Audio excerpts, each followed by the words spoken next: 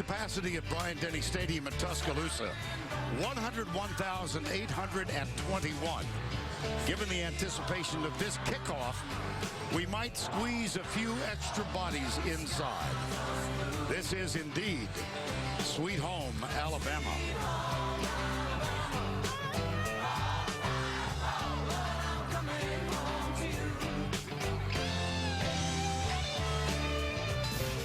We welcome you to the Home Depot SEC on CBS. Today, the much-anticipated matchup between the top-ranked Mississippi State Bulldogs and the Alabama Crimson Tide. Take a look at the SEC West standings as we approach kickoff here.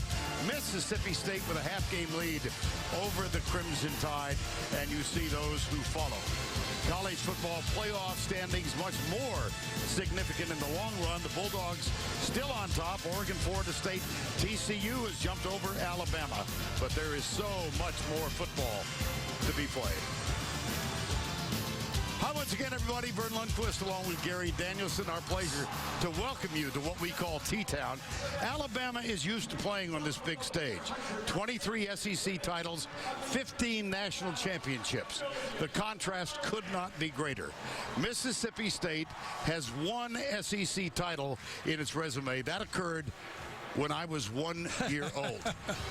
Yet here they are. A long time ago. Yeah, well, that was kind of my turn. Take a look at this. Mississippi State, deservedly number one. Yep. This might be the biggest game ever for them. And it should be. And you know what's really good for them, though? They're the underdogs. I think they're relishing looking to this game. They have to beat the bully, the best program in the SEC, and I think they're looking forward to it. Well, and they've got a couple of offensive stars who must play big today. Absolutely have to. In this offense, the spread attack against Alabama, you have to run the ball, and you have to run the ball with both spread backs. Dak Prescott, of course, he's going to have to throw the ball, but his running ability to make first downs is huge. And then you got a guy in Josh Robinson who can run the ball between the tackles, yet make the big play in the spread. The spread means it's going to be a different game for Alabama, and it means those secondary players, those guys that covered last week and took on the tailback, now have to make the plays in space. Collins and Jones, they have to now show why they're great athletes, but more importantly in this game, tackle in space. Alabama, we were there last week. They won in overtime, a great drive to tie the game. Blake Sims led that drive. Is there any carryover from that win? Absolutely. I mean, when you got your quarterback coming off a drive like that, all his teammates, all of the Alabama nation watching that happen, you have to believe, as good as you've been at home coming into this game, and his stats are obvious, he's much better here, he even feels better about himself, and I think he's going to have to be, because he's facing a defense in this game for Mississippi State that's seen it all. You know, 11 seniors for Mississippi State starting this game, 7 of them are on defense. They're men. They're not guys that really didn't do anything. These are men ready for this game. Mississippi State 9-0, yet they're underdogs here. Who do they look to? They watch their coach, follow their coach. He looked him in the eye. I have no doubt about this. He's going to come into this game and said, I beat him before. I know how to do it. We can beat him again. Bryant-Denny filled to the rim. And the pom-poms being waved in unison to a drum beat. And here comes Alabama. They have won their last 13 by 21 or more. One loss this year, that was on the road at Ole Miss. And in the middle of the Mississippi State University football team, their head coach in his 6th year, Dan Mullen.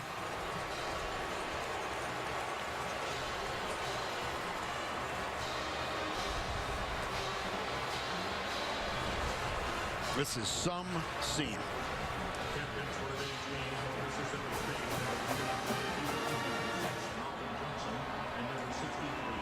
And let's go down to Allie, who is live with Coach Nick Saban.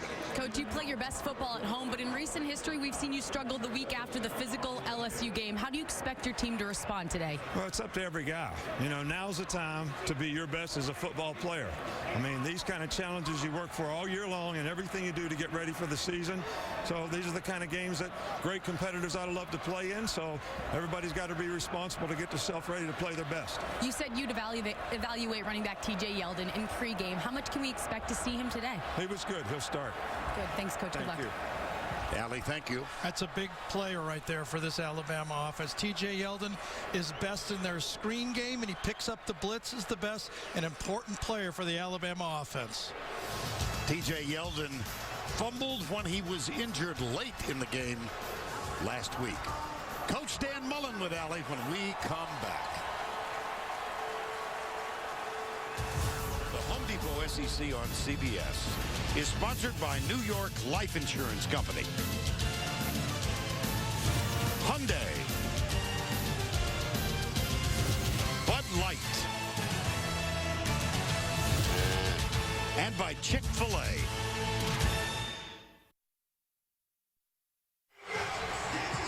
We welcome you back to Bryant-Denny Stadium. And now we take you to First on the Field, presented by Microsoft Surface. Here's Allie with Coach Dan Mullen.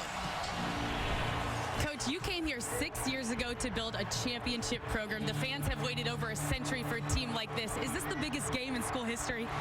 I don't know about it. It's the biggest game this week for us. So, you know, our guys are ready. We had a great week of practice, and should be great atmosphere. This is what college football is all about. What will it take to win?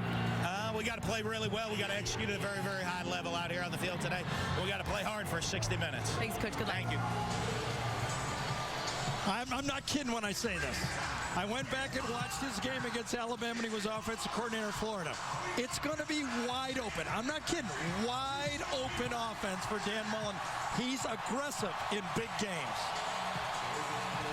Well, this series has been dominated by Alabama. They did have to vacate the 2005 win. They've won the last 6 matchups. And Mississippi State, top ranked in the country, but underdogs today. Alabama won the toss, and they have elected to receive. Logan Cook will kick off, and Christian Jones, number 22, is the deep man, along with DeAndrew White, and that's good to know that DeAndrew White is on the field. Sure is. He had a big rap Thursday. Pulled a hamstring in practice.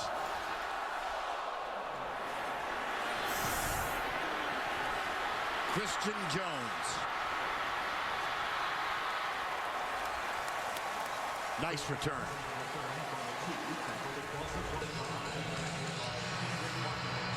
And the Chick-fil-A starting lineups. Ah, good. Cal got his burp in. Blake Sims. You know, it's really so interesting. Talking to the coaches, they can't even explain why Blake Sims is so much better at home than he is on the road. They're as perplexed as every one of these 100,000 people watching the game. His offensive coordinator, Lane Kiffin, trying to talk to us yesterday, said, I don't get it. Amari Cooper opens behind Blake Sims. Comes a swing pass out to the left. Out of bounds, and we continue with our lineups. Robinson, the true freshman at left tackle. Quanjo Kelly.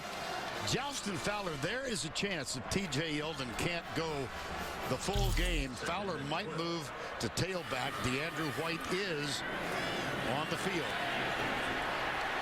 T.J. Yeldon looked pretty good on that one. Sure did. Got to the edge.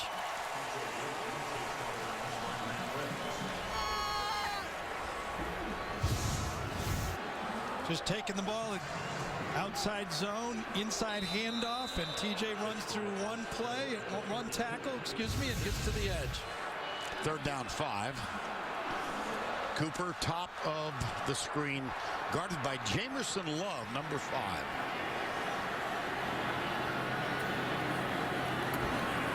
Sims takes off. There's a missed tackle, but Sims is 1 yard short of the first down. That was Beniquez Brown, number 42, from Mississippi State.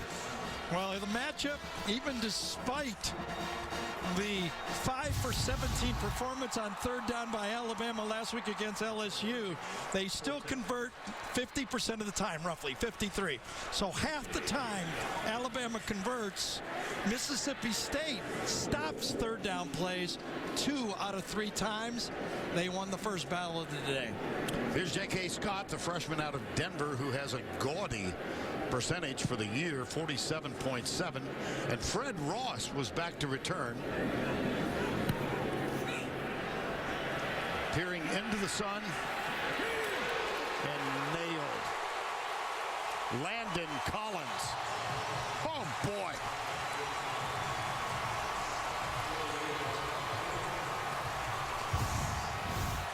Well, Landon Collins has been doing this for his 2 years at Alabama. He broke in as a freshman, made a name for himself.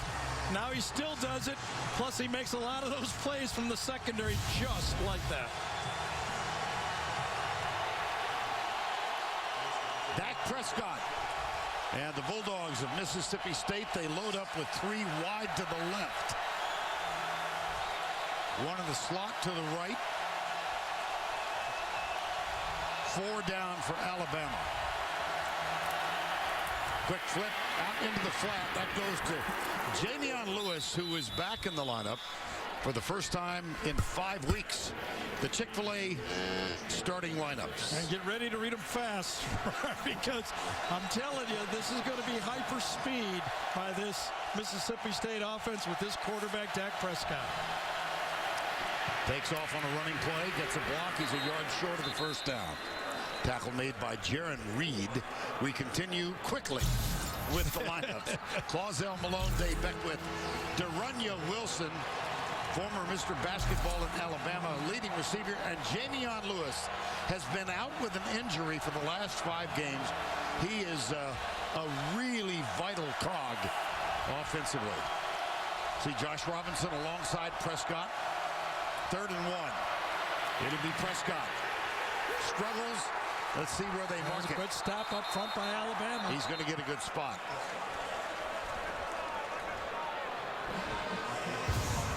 Again, that's what the ability to run your bigger quarterback inside can do, is make, when the spread, it's hard to pick up those 3rd and 1 and 2s. I'm not sure if he got that. To tell you the truth, it was very, very close. They will measure.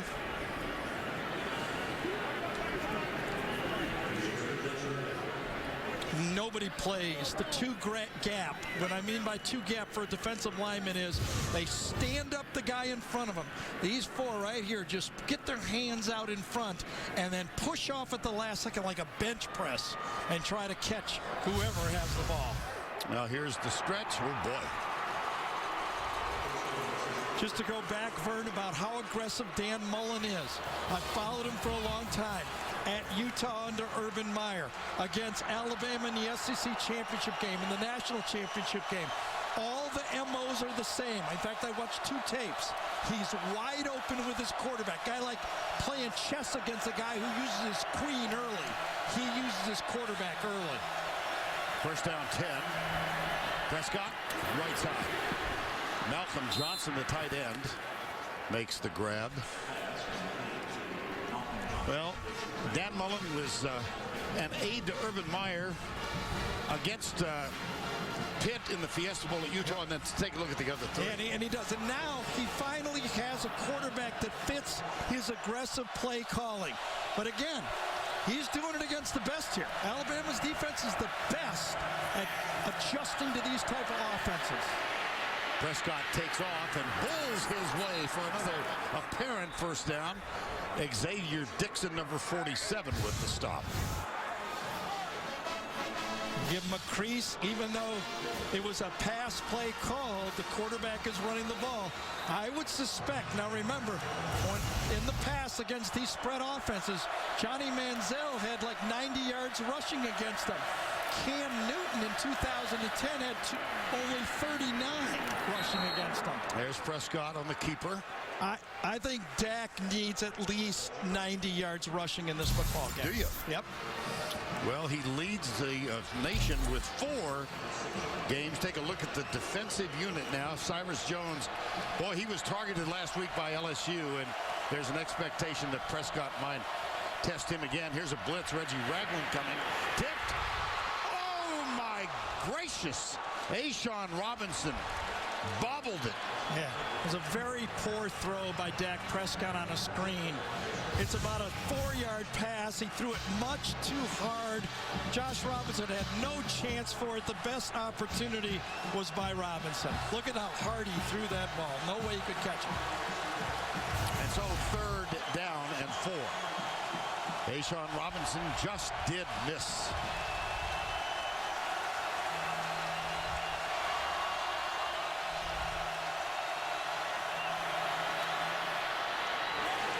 Dropped.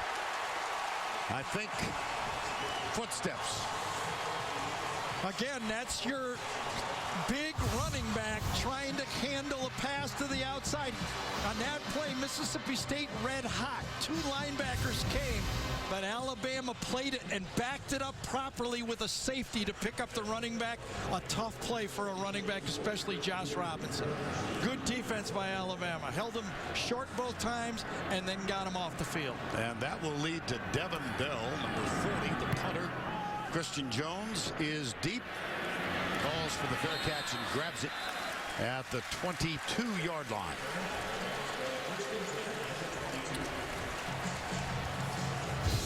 "35-yard punt, nothing on the return." So no body blows in the first possession for each team.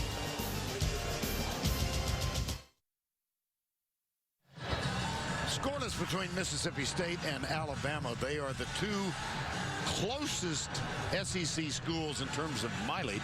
Only 84 miles between the 2. Matter of fact, the Mississippi State Bulldogs took a bus over. They did not leave Starkville until 11 this morning. And that's about as close as it gets when you take a look at the total number of wins on the second line, SEC titles, and the national titles.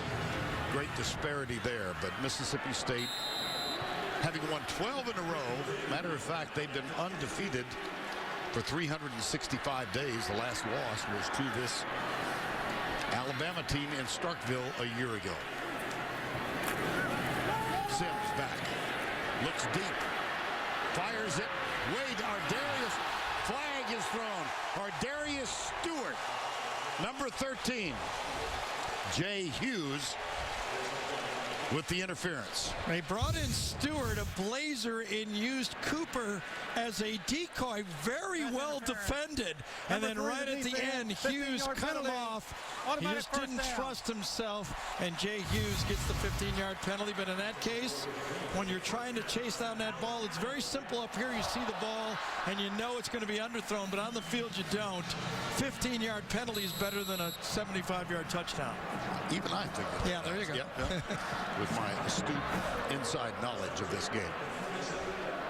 Incomplete, but a foul, and Jalston Fowler is in front of T.J. Yeldon now, the fullback. Old-fashioned draw play. And Yeldon bangs his way up to the 45. We go back to New York for this Ford update. Here's Adam. All right, Vern, here's how it ended in the swamp. After Florida started OT with a field goal, South Carolina's Dylan Thompson running it in for the win, ending the Gators' SEC East hopes. Back to you. All right, here's a pass to DeAndrew White. Worth another look. Nice little crossing pass from a real tight formation, and one of the things that Lane Kiffin raved about is how good Blake Sims is on the run, especially those little play action passes. This one comes near side to Amari Cooper. His second catch of the game. Defensively for Mississippi State, take a look at the right side of the screen and look at all those seniors. And then the lead guy is a junior, Bernardrick McKinney. Pressure this time, and Fowler couldn't get there. Yeah, and McKinney was right on that play, read it all right. He's one of those non-seniors who's played a lot of football. But, you know, this Mississippi State defense, if they have an Achilles heel, and it's their pass defense, they're last in the league. Now, for a while, the Mississippi State people were saying, oh, no, those were garbage yards. Those were late in the game when we had a big lead. And that's kind of true. But then the Kentucky game happened, and then the red flags went up. I believe Alabama believes that they're best throwing the ball on the perimeter, and they think that's the weakness of this defense. Third down 4. Tevez Calhoun guarding Amari Cooper on this play. They'll hand it off to Yeldon, who is... That's what I say. Those guys rocked. are men. Those guys are men down there. A.J. Jefferson with the tackle then, number 47. I mean, these defensive linemen for Mississippi State do not worry a lot about getting upfield. They take on people at the point of attack, and they're big, stout guys. And apparently Alabama will go for it on 4th and 5.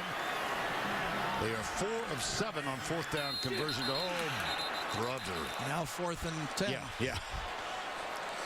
Cam Robertson, the freshman, on the left tackle spot. 74 of the offense, 5-yard penalty. Remains 4th down. That's left tackle Cam Robinson. We really didn't talk about him enough last week, Vern. An amazing performance by a young football player. Only practiced 1 day all week going into that LSU battle on the road. Yet did not make mental mistakes and played the whole football game. An outstanding performance by a great young football player. Now, he was injured in the Tennessee game. First true freshman to start at that left tackle spot for Alabama since Andre Smith in 2006. Here's Scott, the freshman. Fred Ross will let this one go. Perfect. Oh, my goodness.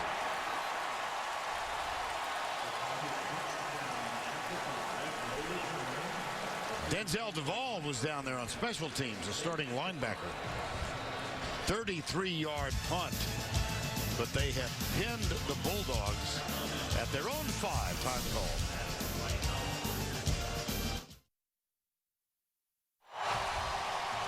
We invite you to get the fastest scores and updates from Mississippi State, Alabama, and all teams with the CBS Sports app.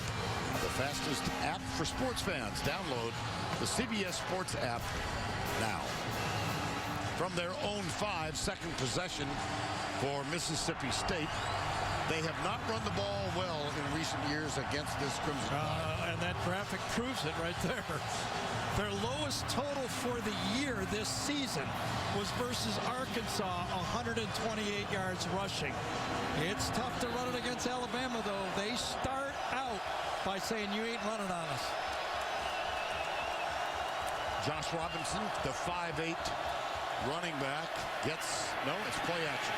Prescott drills it. Incomplete. Cyrus Jones. Fred Brown was the intended receiver. Well, you go play action pass, and there's the matchup. I mean, Cyrus Jones has been picked on every game since the Texas A&M opener when Mike Evans burned him. Everybody else keeps looking at that tape, and Cyrus Jones keeps knocking down passes. Here's Robinson. Dangerous. This could be it. Yep. Safety. Geno Smith was first there, number 24.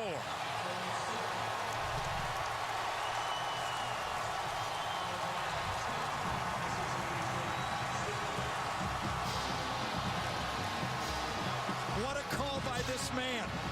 He put the slot blitz right into it, played the tendency, and put the star position player over the slot on a blitz right into the play. That's why they work 100 hours a week. Coming right off here, you're going to see the blitz from the safety. He runs right into it, then Josh needs to take that inside. And when he bounces it outside, it's a play and bounced, and DePriest ends up cleaning it out. Another look, Gary. Yeah, you can see it's going to come right off the edge. Right there is going to be making the play. I think it's Geno Smith makes the play, and it bounced out. It was bad motion, too, on the play. This did not look right for Mississippi State. Was not handled well, and it cost them 2 points. Kirby Smart still coaching. 7th year as the defensive coordinator with Nick Saban. Was it 27 or 24? I still don't know who came off the slot I believe that time. 24. Was it Geno Smith? That's who I thought at first. Yep.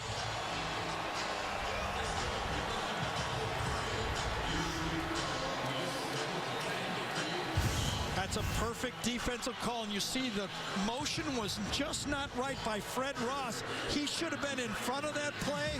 I really have to say that that's a little bit of Dak Prescott's fault. He needs to call that guy a little bit farther, and then Blake Wazell wasn't on the right page. That was just a bad play all the way around for Mississippi State. And so the free kick will be coming from the 20-yard line, taken by Logan Cook. What a call by Kirby Smart. You know, you got to just say these coaches earn their money. Now, it's a lot of money, I'll say that. But they earn their money, and he had that one dialed perfectly. Christian Jones at the 19. Out near the 39. We'll see where they ultimately spot the ball. J.T. Gray, number 45, with the tackle. So, little jersey change there for Josh Robinson. Getting a little coaching as well. Yeah.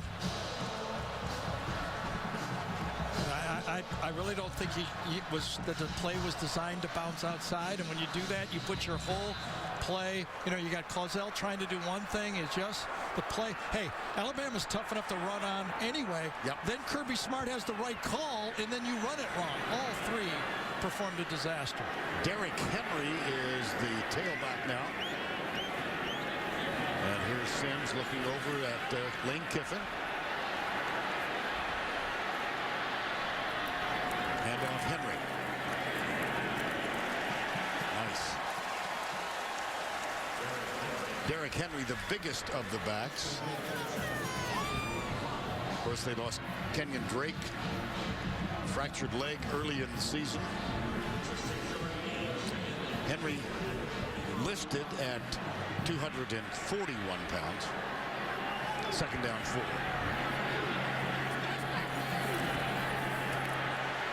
Comes left. Got it. First down. He runs right through Zach Jackson's tackle that time. Zach's one of those hybrid safety linebacker types. Puts it right into the secondary. Richie Brown is in on the play.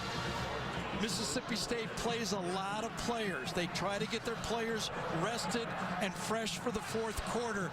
But there's been a little bit of concern at Mississippi State because the 1B guys have been giving up a lot more yards than the 1A guys. First down 10. Alabama. Cooper. They're playing off of him now. Wide right to the top of the screen. Handoff Henry.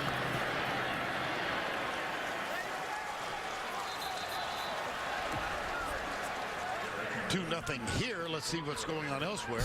Back to Adam in our New York studios. Now, Vern, we start this one on a freeze. The Jayhawks have 12 men on the field in a visit from number 4 TCU. Trevon Boykin gets picked off by Jaquan Shepard for the touchdown, but Kansas gets flagged. For too many men on the field, however, they still lead 13-7 on the team ranked ahead of the Tide. And there's Henry going around the right side. Ryan Brown.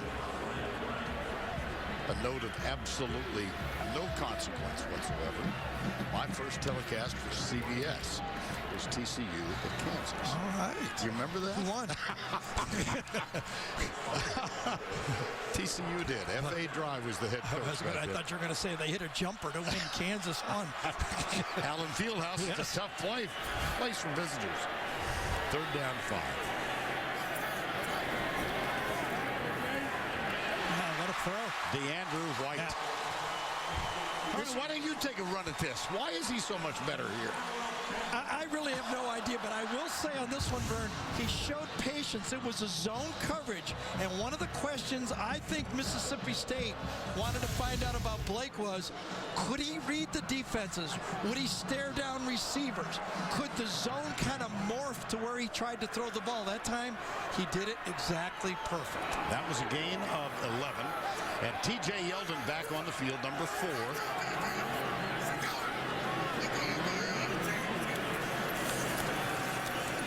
to Yeldon. He comes left. Oh, boy. Looked pretty good on that one.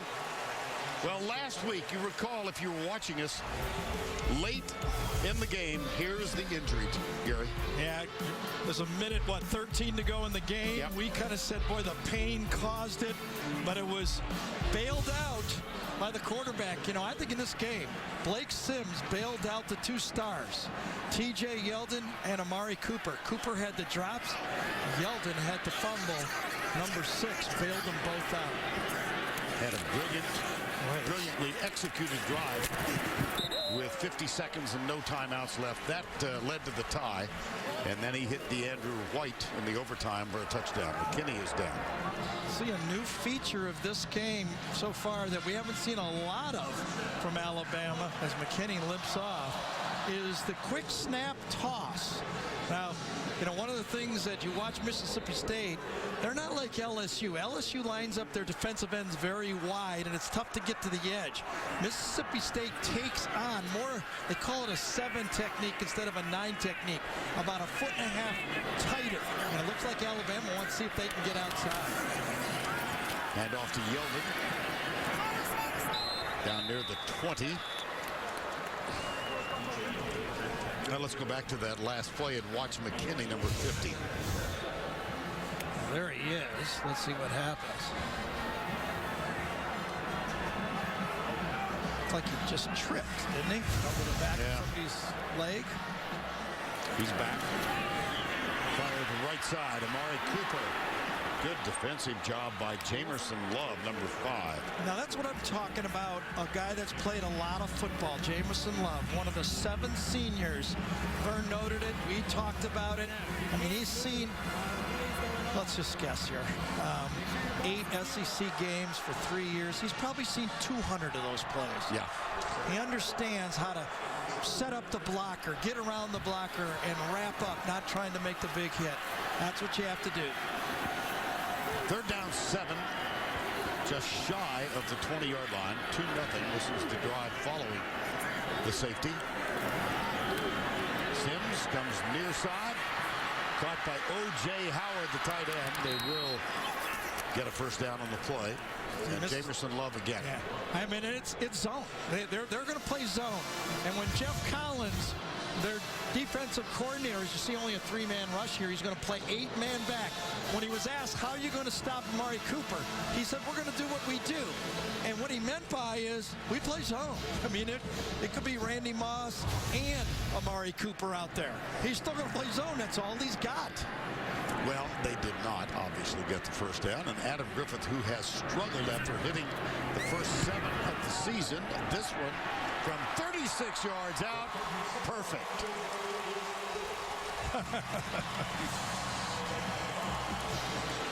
Doesn't have a lot of hops. He had to be helped up. 3 points around here is big. You heard the crowd. They know.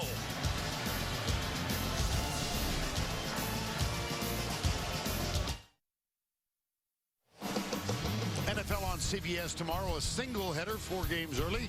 Lead game is Denver at the Rams, and then later Oakland at San Diego. That's the NFL Today. Tomorrow it all begins with JB and the quartet. The NFL Today presented by Southwest Airlines. 5-0 here, 2:06 to go.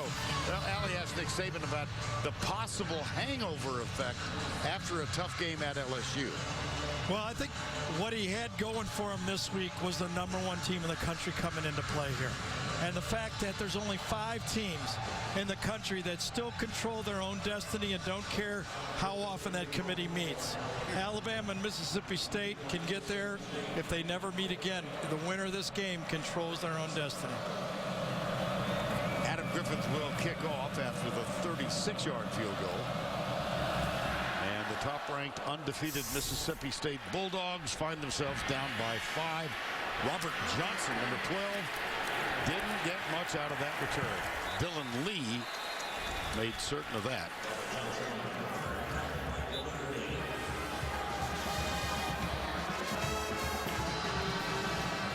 Bulldogs against top 10 teams.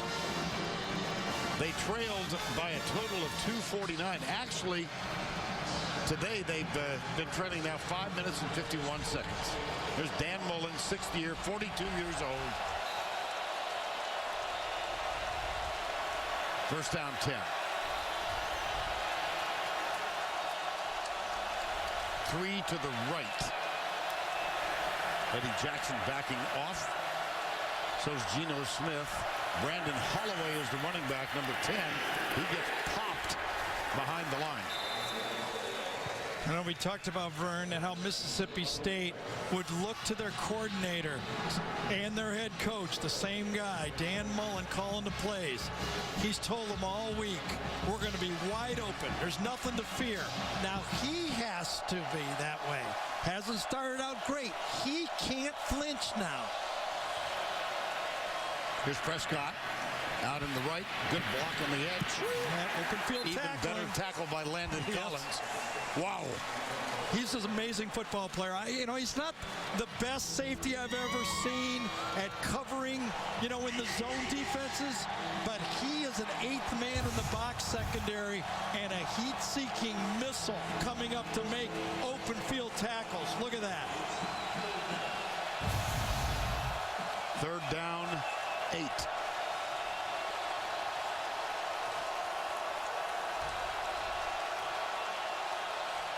Empty backfield. Blitz coming. Prescott. Johnson, no good. 4th down. Eddie Jackson in the vicinity. Well, that's how Alabama plays. They've always played that way. If you do it well, there's back shoulder throws available, and Dak Prescott throws a lot of them. But the timing better be perfect, because Eddie Johnson and Cyrus Jones are going to play the same technique all game. Eddie Jackson, you just got to look at number 4, Christian Jones. Uh-oh, shaped it. That's going to be around the 40-yard line. Wow. Devin Bell. I thought it was going to be, I thought it was even farther than that. They got a good spot. And so did the Alabama bench. 24-yard punt. There's no doubt, as much as Mississippi State came into this game, that angle's a funny angle. I thought that was about the look at Nick Saban saying, come on, move up over here. He was waving that official up the whole way. Well, not much has gone well for the Bulldogs from Starkville.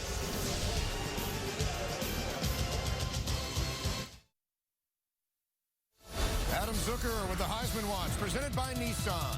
J.T. Barrett breaking Braxton Miller's Ohio State records today at Minnesota with 189 rushing yards, 86 right here, and now a record 38 total touchdowns on the season in the Buckeyes win on the road.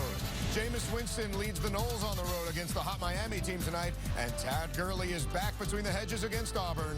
Now back to Tuscaloosa. And back in Tuscaloosa, it's 5-0. A 24-yard punt has given Alabama terrific field position. 5-zip safety when Josh Robinson was tackled in the end zone. A 36-yard field goal, and Blake Sims 6 of 7. Derrick Henry is the running back. He gets it, goes right, cuts back, and finds a few. Preston Smith, number 91, made the tackle. Gary was talking about the size of these guys up front. He's a pretty good example. They are, and right now the Mississippi State offense is struggling. There's no doubt about that. So as we talked about, that senior leadership and defense has to keep them in the game, because Alabama could take the top off of this thing. They're averaging 300 yards, giving up passing yards a game, and one big play could change that scoreboard. Sims looking deep, goes right down the middle, double coverage, intended for Ardarius Stewart. Matt Wells did a great job of coverage. He's one of those guys, again, that is a hybrid. He's a linebacker and a safety at the same time, and one of the fastest men on the football field for Mississippi State. A real important player for Mississippi State. And a very significant play for Mississippi State. Yeah, second time Ardarius Stewart's in the game, and they went deep to him both times. We've reached the end of one. Got a baseball score going, 5-0. We'll return to Tuscaloosa after this message and a word from your local station.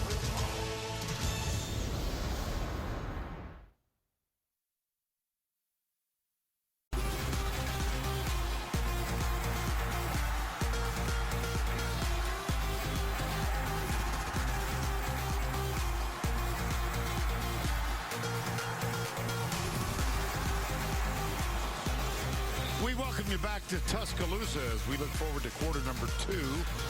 Vern Lundquist, Gary Danielson, Allie LaForce with you at Bryant-Denny. And it's been all Alabama so far. 5-0 they lead. And they've got a 3rd down and 8 in Mississippi State territory. DeAndrew White leads the 3 out to the left side. And Blake Sims will get the snap back from center Ryan Kelly. Sims with a lot of time. It's tipped and incomplete.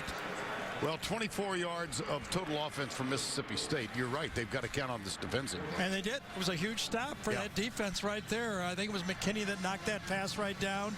The 2/3 of the time, this Mississippi State defense stops the team on 3rd down.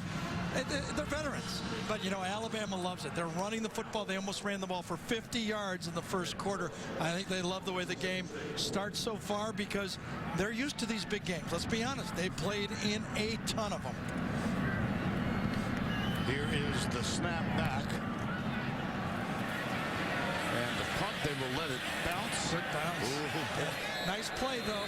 Yep. You know, it's one of those plays you have to kind of risk and make a play, and he did, and it saved him 9 yards. When you start on your own goal line, last time, remember, it cost him. Fred Ross makes a nice play there for Mississippi State. Remember last time they were on the goal line, he gave up 2 points. Yes. And now it's time to take a look at our Home Depot tools for success. Well, it's Danielson. part design. Yeah, before you start any project, you got to have a good call. And one of the things is you do is you play your defense. And when Kirby Smart dials up the right play, you have a good chance of getting points. And then you make open field tackles. We knew that was going to be a big part of the game. Handoff goes to Jamion Lewis. And he doesn't get anything. Nick Perry is there.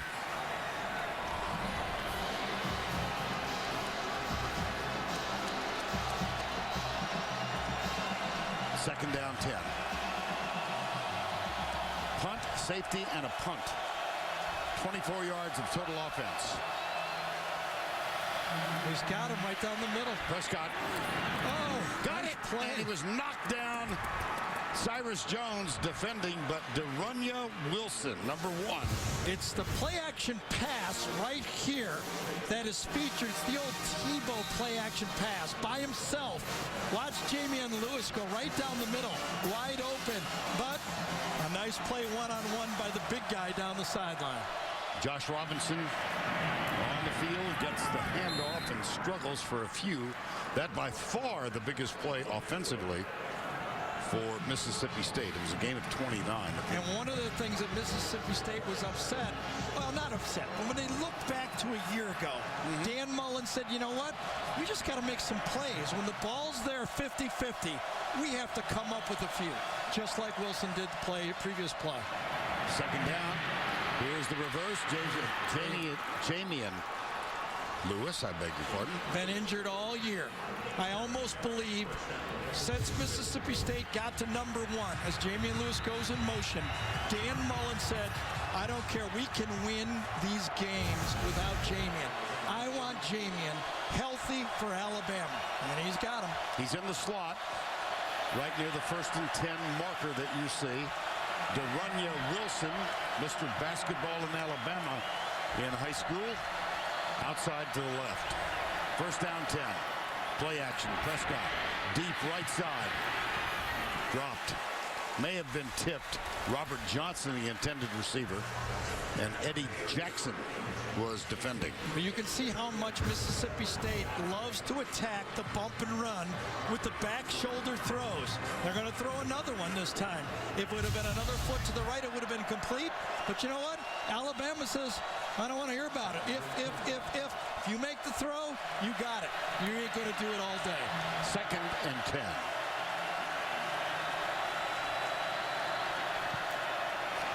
Quarterback draw. Oh, he is stiffened. Jonathan Allen, number 93, made the tackle. Take on the block. Allen, who had so many tackles in that game, only played 22 plays in that game last week, did Jonathan Allen. This is more his type of game, the spread. Only got in 22 snaps a week ago. He is not at all sore. He's ready to play. 3rd down, 9. Trailing by 5. 3 to the right, 2 to the left. Here's Prescott. A lot of time this time. Intercepted. Picked off by Nick Perry.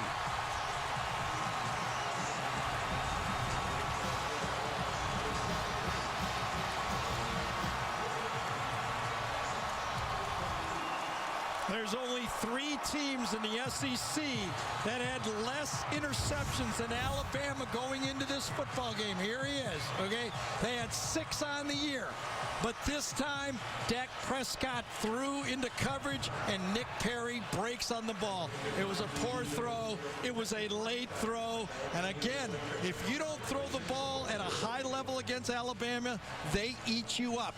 Inferior quarterbacks don't have a chance against Alabama.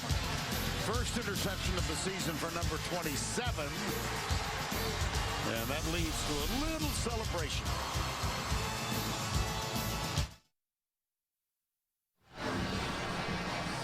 A moment ago, this was the scene on the Alabama bench. Kirby Smart, the defensive coordinator, still coaching. That's Trey DePriest, who is listening avidly right now. They've had a pretty good first quarter of play, and here's Dak Prescott. Only 2 interceptions in the first 5 games, 6 in the last 5, including today. But a couple good plays. Maybe just a little bit of positive for Mississippi State. A couple first downs, 1 catch. Again, it's going to be up to this defense for Mississippi State. They cannot give up the big play. They think they can stop the run by their front 4. They believe they can stop it. They believe they're stout enough up front. No matter who's in there up front, it's in the secondary they're worried about giving up the big play. Just to give you an example for Mississippi State this year, UAB only competed 16 of 34 passes against Mississippi State for 435 yards. That's the type of disaster that they can't have happen. They need to get it. Okay, you complete a pass, but complete it for a first down, not a touchdown. We enjoyed dinner last night. Were you studying? Here's Boldrick, the tight end. I told you I don't have a life. This is kind of fun for me. They're pretty good at it. Good protection up front. Goes through 1 tackle. Will Redmond, who I think is an emerging star for Mississippi State, number 2. But again, 3rd and medium. 3rd down, 3. Sims rolling out. Oh boy, the receiver slipped, DeAndrew White. And so it'll be 4th down. You know who studies more than me, Vern? Beniquez Brown, number 42, the linebacker. Watch him call the play. He's a film rat. Watch this. Watch him signaling. He knew it was coming. Look at him beat him to the play. He knew it was going to be that play before the ball was snapped. Yeah, they call him the brains of the defense, Beniquez Brown. And that will bring on J.K. Scott, the freshman punter. And Fred Ross is doing the return job today. He's up between 25 and 30. Return is on all the way. This is a good one. Fair catch. Called and taken by Fred Ross inside the 20. Well, every punt that's caught and not fumbled for Mississippi State is a big play. They've had some problems catching punts. 5-0. 10:43 to go. Second half. It's been Alabama's defense which has shined the brightest so far.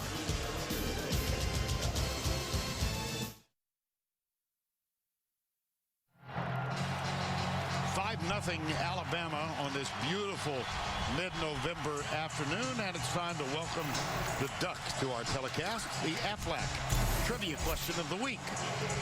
Which was the last SEC West team to win at LSU and at Alabama in the same season? The last one. Mississippi State won at LSU, and they're trying to win. And despite all of their problems in this game, they're still only down by 5. That's true. I think both teams right now feel like, hey, we're doing it the way we want to do it. Alabama loves their defense so far. Robinson goes right, but not very far. That was a decent run. Trey DePriest, number 33, led the defensive effort. And Trey DePriest is a much more important football player in this game than last week. He's the quarterback of the defense. He has to find the formations and call it out. Remember earlier, he wasn't available for West Virginia, and Alabama struggled. He's the quarterback of that defense. Second down, 6. Prescott has to throw it at the feet of De'Runnya Wilson. Pressure came on the corner blitz from Eddie Jackson, and he might have tipped it. 3rd and 6.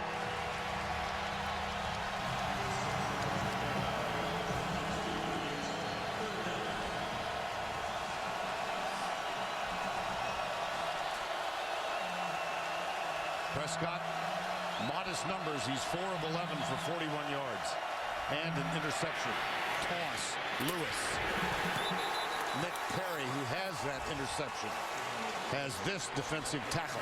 4th down. Just can't do your rules any better than Alabama did right here. Nick Perry, he's showing a 2-deep safety, but then he becomes the pitch position player. He starts out going to the middle of the field. He understands his assignment as the pitch man in option football, and he does it exactly the way the defense was designed. Something Nick Saban talks about. If you know what you're doing, we have a chance to stop these guys. Well, Devin Bell shanked his last punt, 24 yards. So a change has been made. This is Logan Cook, and he kicks it.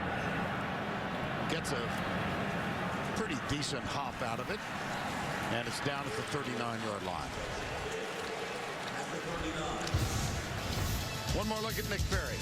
Yeah, not only did he know his assignment, he also physically performed his assignment.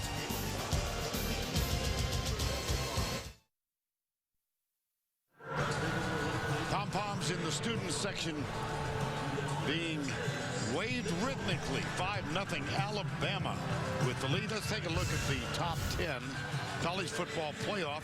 Mississippi State currently number 1. Oregon open tonight for the state big game at Miami. TCU still trailing.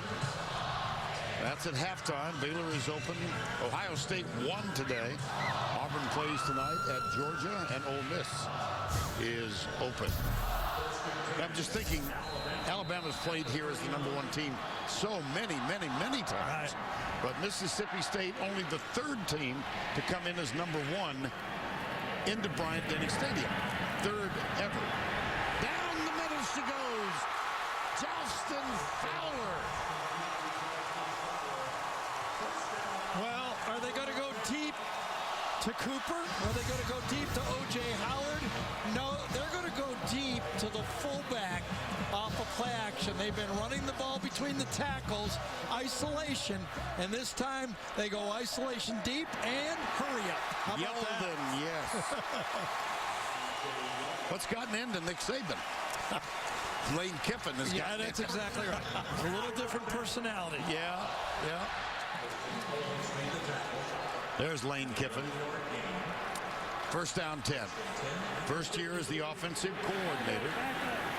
Remember, the strength of Mississippi State is their red zone defense. Flag on the field. Just thinking back to our conversation with Kiffin yesterday, and he was commenting about Nick Saban's attention to detail. Oh, yeah, every little thing. 45 of the offense lined up in the neutral zone. 5-yard penalty, remains 1st down. He said Saban has a diagram of every stadium in which they will play. And last Saturday morning at 9 o'clock, they had a staff meeting, put the diagram of Tiger Stadium up, and Nick said, if we go to overtime, Here's where we want to go, away from the student section. And they went to overtime, and guess what? It worked. First down 15. Story of the Mississippi State defense all year. Remember the Auburn game. 31 times into the red zone for Mississippi State. This is 32. Only 13 scores all year. That's field goals and touchdowns. Inside play to Cooper. Mississippi State relies on this defense, and the Verizon red zone stats, they are #1 in FBS schools, yielding 31% touchdowns. Twice as good as the average. Yes. That's been the key to their season, basically, is defending the red zone. Is Alabama good enough to score? 2nd and 7. Sims fires it down to Yeldon. Out of the backfield, he was about the third option. And that's exactly right. 2 parts here. The Alabama offensive line, remember, this is a great sacking unit. 32 sacks on the year for this Mississippi State team. Look at that pass protection, and allows Blake Sims to go, I agree with you, his 3rd guy and drop it off for very close to a first down. Now they will bring the chain across from the far side of the field, and we will have a measurement. Jeff Collins, the defensive coordinator for Mississippi State, is counting on his front 4 to put pressure on the quarterback. Not a yard that time. They didn't even produce a yard of pass rush. 1st and goal.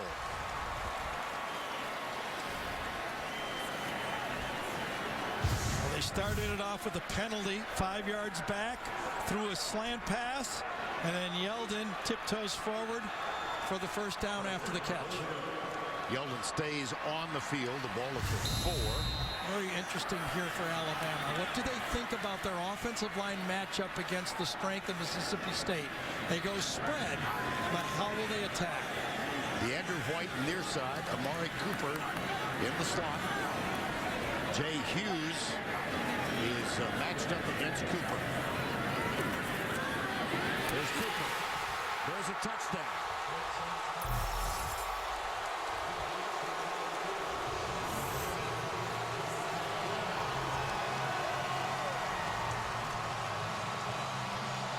It's the same play we saw when we were here last time, only about 25 yards out further. He knew he had the slot one-on-one. That's a really tough coverage assignment for Jay Hughes. And when you throw it that accurately, you know, you got to give something if you're a defense, and Alabama made him pay. What a nice drive. What a great finish. Blake Sims on fire in this football game. He's at home. Yes, 11 for 15. And that pass, I'll tell you, that pass for the first down to Yeldon showed me a lot. Well, take us through it. Well, again, the first part of it was he had time. Okay, starts out with the play-action pass to set up the field and get into the red zone. Then after the penalty, he drops back. Yeldon runs the play.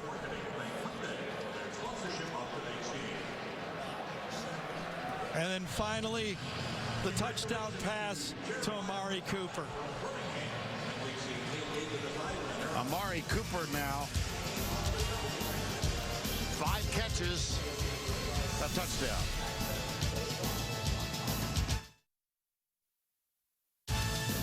Adam Zucker in New York. Coming up on the Geico Halftime Report, Spencer, Brian, and I will get you caught up on all of today's action, including a battle of running games between Nebraska and Wisconsin.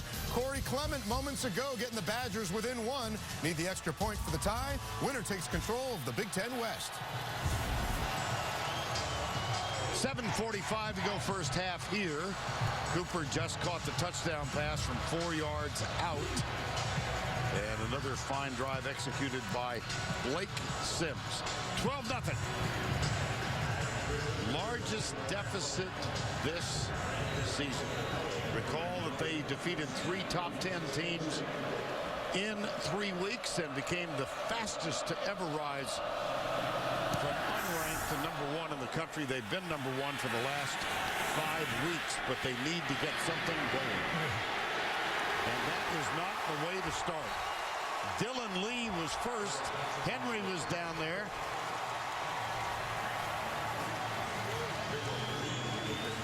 I tell you, it's been a little bit of everything so far from Mississippi State. They started out a little tight. Their quarterback's been a little bit tight. Josh Robinson, remember we talked about the two guys that had to come through. Yep. Robinson and Dak Prescott. Early in the game, Robinson runs the wrong type of a play and gets a safety. If you look at it right now, huge drive for Mississippi State. 12-0, still a game. I don't think they can do what Auburn did here. Remember that? 24-0, Sure and then 24-7 at the end of the half. Inside, did he grab it? Yes, he did. Darunya Wilson. Look at that coverage. Number again, one, though. yeah. Look at that coverage. Cyrus Jones. When you look at it, you mentioned that these two teams are only, what'd you say, 85 miles apart? Yep. As you watch Jones against Wilson. The other distance is, that Alabama only has two players that aren't 4 stars at least significantly playing for them. Mississippi State only has 2 4-star players. Prescott, nothing. Trey DePriest was first. Jaron Reed was second. Prescott, nothing. When you're in the spread, you have to run your quarterback. Remember we talked about that Alabama held Cam Newton to just 39 yards rushing. Cam beat him in 2010 by throwing the ball. Here's Prescott running for the 7th time. And again, not much. Dalvin Tomlinson, number 54.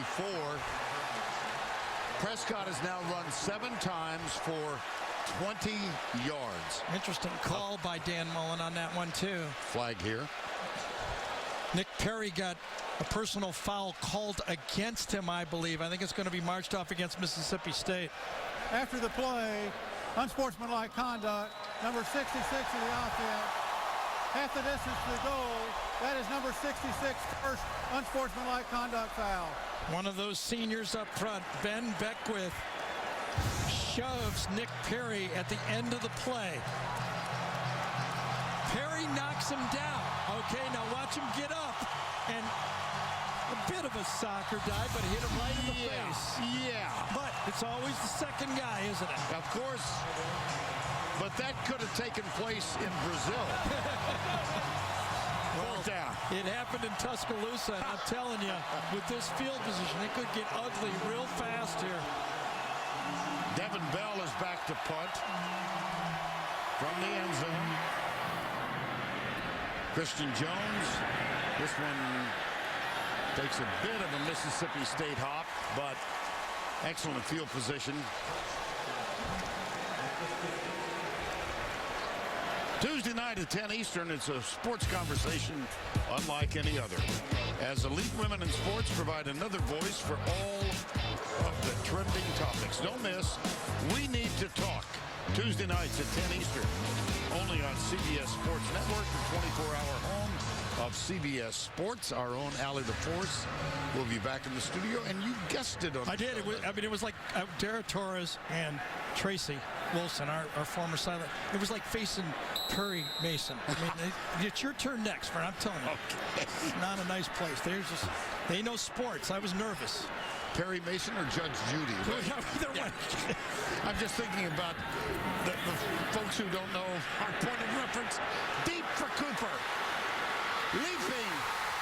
Catching. At the 1.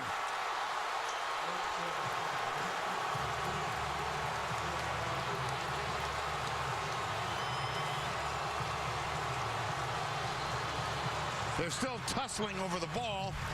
That's Justin Cox, number 9, and Amari Cooper. So you got a couple of 9s, but it was ruled a catch at the 1, almost the 1-foot line. It is Alabama first and goal. We talked about 5-star players and just making plays. This is the end of the play, and Cooper goes up and gets it. Mississippi State was not fooled. Kendrick Market, number 26, the safety. Watch this. It's going to be set up and into the middle, but he was ready for it. Alabama tried to hustle to the line. Let's see if they're going to review this. Just watch in the secondary. Mississippi State backs up. You can't back up any more than that. It's just number 9 is better than your guy. And Market could not come up with the play. In position, but not as good. First down.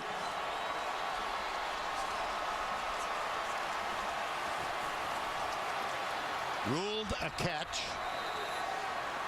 And it's first and goal. Derrick Henry. There's Sims. Fowler is tight to the right side. Derrick Henry is the running back. He gets the handoff and he gets a fumble. Well, I'll tell you, on that play, Cooper thought he scored. Cooper runs to the bench thinking it's a touchdown on the play. Mississippi State has the ball. Yes. Kendrick Market came out with it, number 26. Alabama thought they had scored.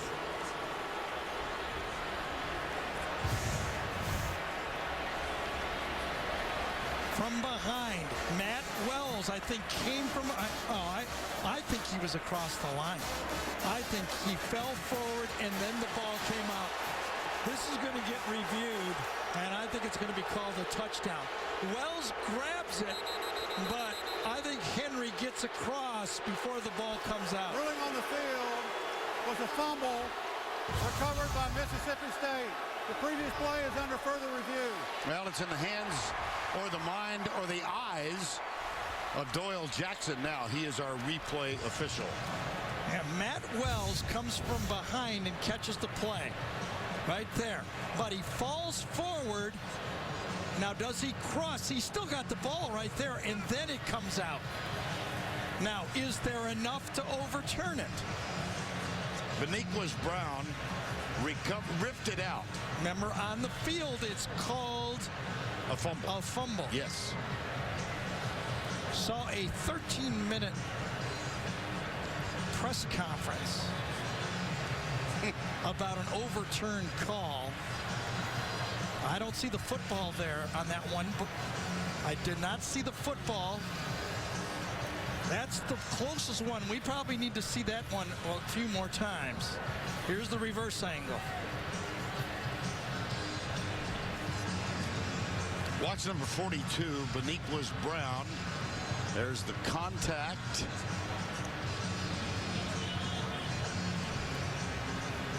Well, here the important fact has to be the call was fumble. Well, as I was watching the replay, I was trying to say that Bob Davie was very upset with a play call on 4th down. It said there's nothing in the replay. You can't assume. You have to be 100% sure to overturn a play. Jeez, I think he's in. I gotta say, before the ball comes out, if I was doing it, I would call it a touchdown. He still has the ball, right? Yep. And there, okay. And then right at the end, it pops out. I tell you, Amari Cooper was funny. He ran to the bench. He was singing a touchdown. This baby's over.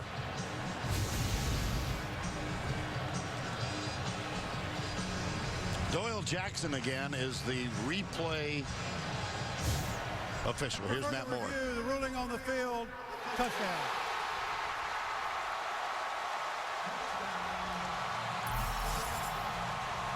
I have to say, I think it's the right call. I thought he broke the plane. He doesn't have to get to the ground. He needs to just break the plane.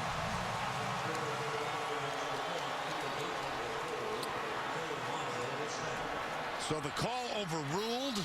Touchdown. Can you say exhale for Henry right there? Oh, boy. Adam Griffith, extra point, up and good.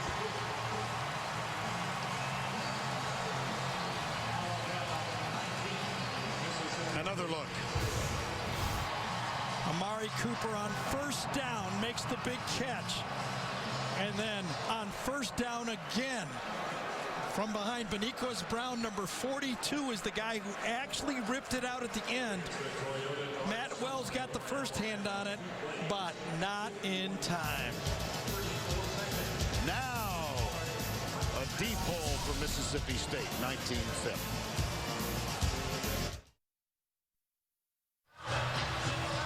Well, the dancing began, and there's Lane Kiffin going over and saying, get back.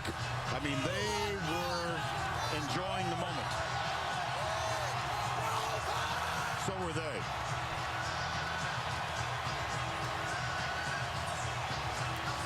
So was he.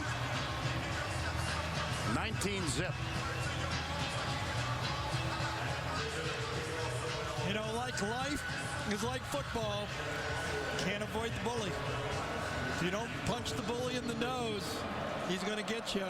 There's no way around this. Mississippi State, if they want to be the champion, has to go through Alabama. It's been that ever since I came in this league.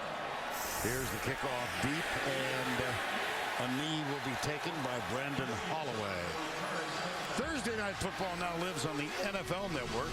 Jamal Charles has the Red Hot Chiefs on a roll as they face rookie Derek Carr and the Raiders. Thursday Night Football, Thursday at 8 Eastern, live on NFL Network. Bart Starr, former Alabama quarterback, led the Packers to 2 wins, Super Bowl I and II. Want to wish Bart the best at home in Birmingham. He and his wife, Cherry,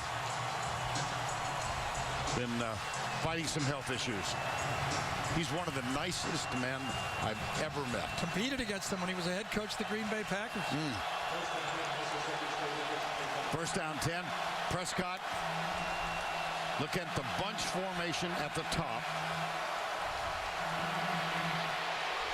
Nobody open. Dalvin Tomlinson gets the sack.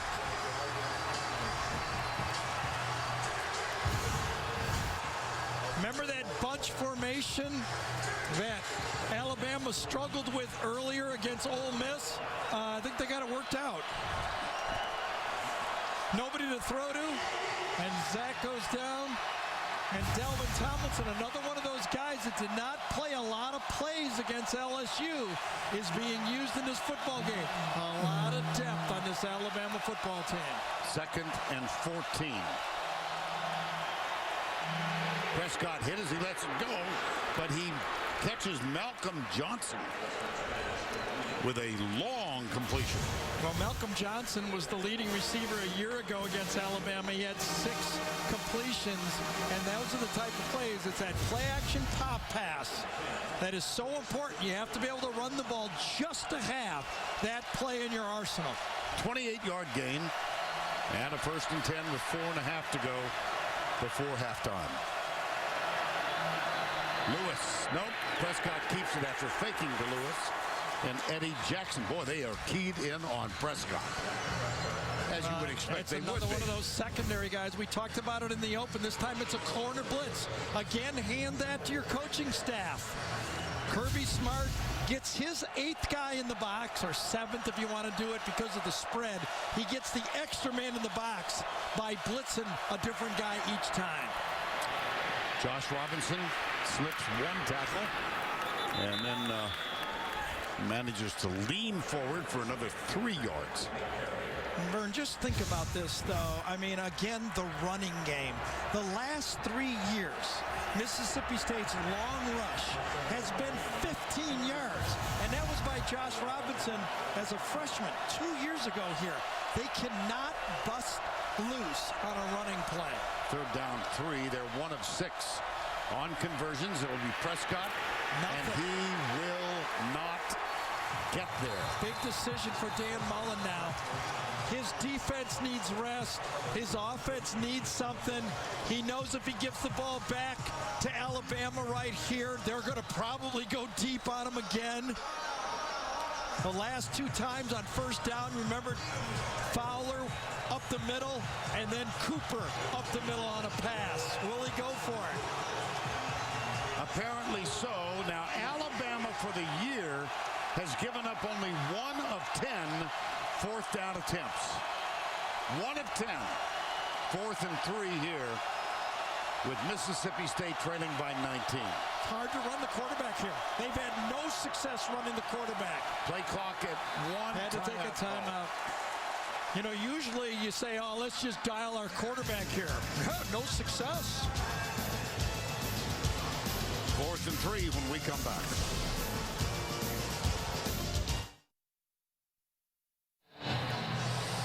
Back for a full house at Bryant Denny. Coming up, the Geico halftime report. We'll go to Adam and the guys in our New York studio. Get you caught up in this late season college football Saturday afternoon. I'm telling you, I would punt it. Mississippi State has 3 timeouts. Punt Alabama back down there and take your chance. Or they got 2 timeouts. Take your chance. They get the ball to start the second half. They don't get it here. Alabama's going to turn this field upside down again.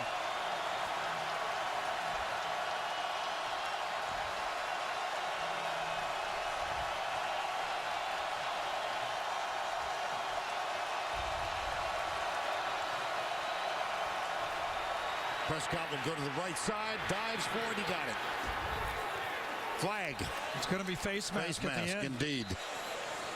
Justin Senior, number 58, the right tackle, leading the way. And a great block out there on Xavier Dixon to get out there. And Trey DePriest knew how big of a play it was. Reaches out, and Dan Mullen, we talked about it, he's more aggressive than I would have been. And it's hopefully it'll pay off for him because he knows he gets the ball to start the second half. He could pull that Auburn double. Remember, Auburn behind 24-0. They scored late, and they scored on the first drive of the second half. That's what he's looking for. First down 10, Bulldogs. Prescott comes near side. DeRunya Wilson down to the 16-yard line. Cyrus Jones defending, number 5.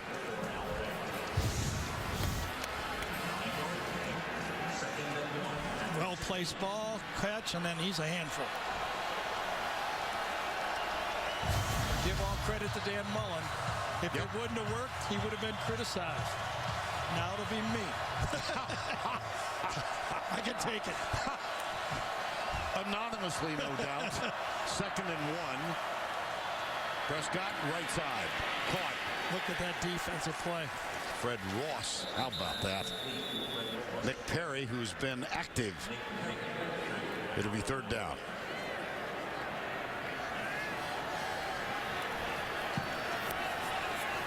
Joe Morrow is out on the field. Number 16.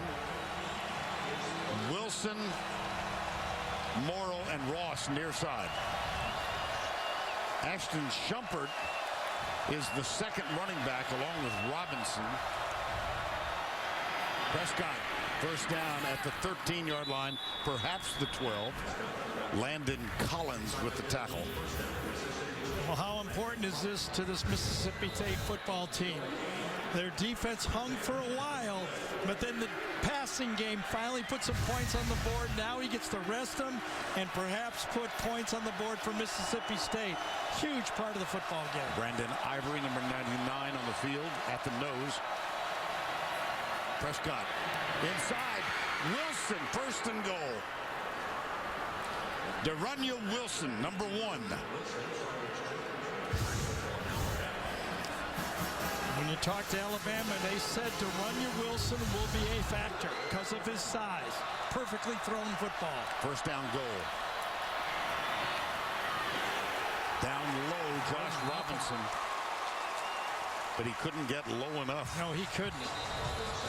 That time Malone and Dylan Day and Beckwith got knocked back.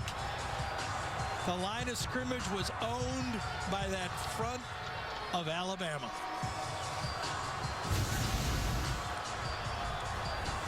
Offside. Defense number 5.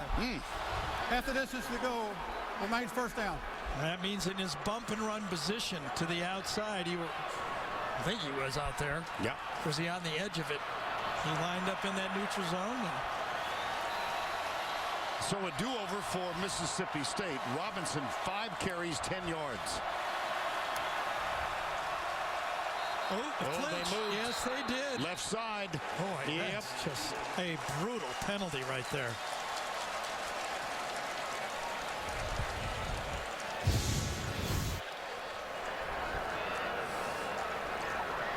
Yeah, it was Malone, number 70, Justin Malone, left guard, who moved. False start. Number 70, the offense. It's a 5-yard penalty. It remains first down. By rule, with the clock running under a minute, a 10-second runoff is possible. Brutal. Mississippi State is taking a timeout to avoid the 10-second runoff. Good use. Timeout, Mississippi State. That is their second timeout of the half.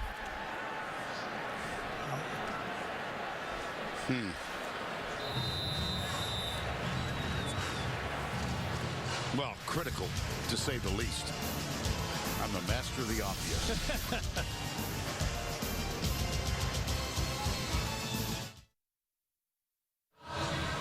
Timeout taken by Mississippi State to save the 10-second runoff. First and goal, and we welcome back the Duck. Aflac trivia question, the answer. The last SEC West team to win at LSU and Alabama, it was Mississippi State. 1957. First down goal, Gary. Yeah, I find that what you want to use as a strategy here for Mississippi State is always keep Alabama guessing whether you're going to run or pass. I think I would throw on first down and keep it available. They are going to throw on first down. Yes, they are. Deep in the end zone, and he had a wide open Malcolm Johnson, and Prescott overthrew it. Yeah, and he didn't throw it well at all. But see, what Dan was thinking is, by doing the play action here, now I can still run or pass on second down. If he'd have ran on first down, then he'd have to use his timeout if he doesn't make it, and then he's forced to pass the rest of the way. Here he still can present the run-pass option to Alabama. Looked like blown coverage by Alabama on that play. Second down and goal. 12th play of the drive. Into the corner, battle for it. Cyrus Jones defending Derunya Wilson. Third down. See, now watch this one. He'll run the ball so that on fourth down he can do what he wants. Okay, because if he runs it and doesn't make it, he uses his last time out and then decide what to do. So this will be a run. Think it'll be Prescott or Robinson? Yes. Thank you. All I'm here for is to set you up. Third and goal. Under center. Nope. Josh Robinson alongside Dak Prescott. It'll be Robinson. He throws it at the last minute, incomplete. You know what that was going to be? That was going to be a jump pass. It just didn't get timed out well. Dan Mullen dialed the play he called against Oklahoma and Tim Tebow, the jump pass to the slot that time. It just didn't happen. It took too long. He wasn't there. Dak's ready to jump, but good coverage. And so Sobieski comes on to get something out of this long drive. He's 6 of 7 field goals for the year. This is only from 23 out, and Mississippi State does get on the board. What a stand by Alabama. I think the key play had to be the penalty. The illegal motion on the first down play, that changed the whole dynamic.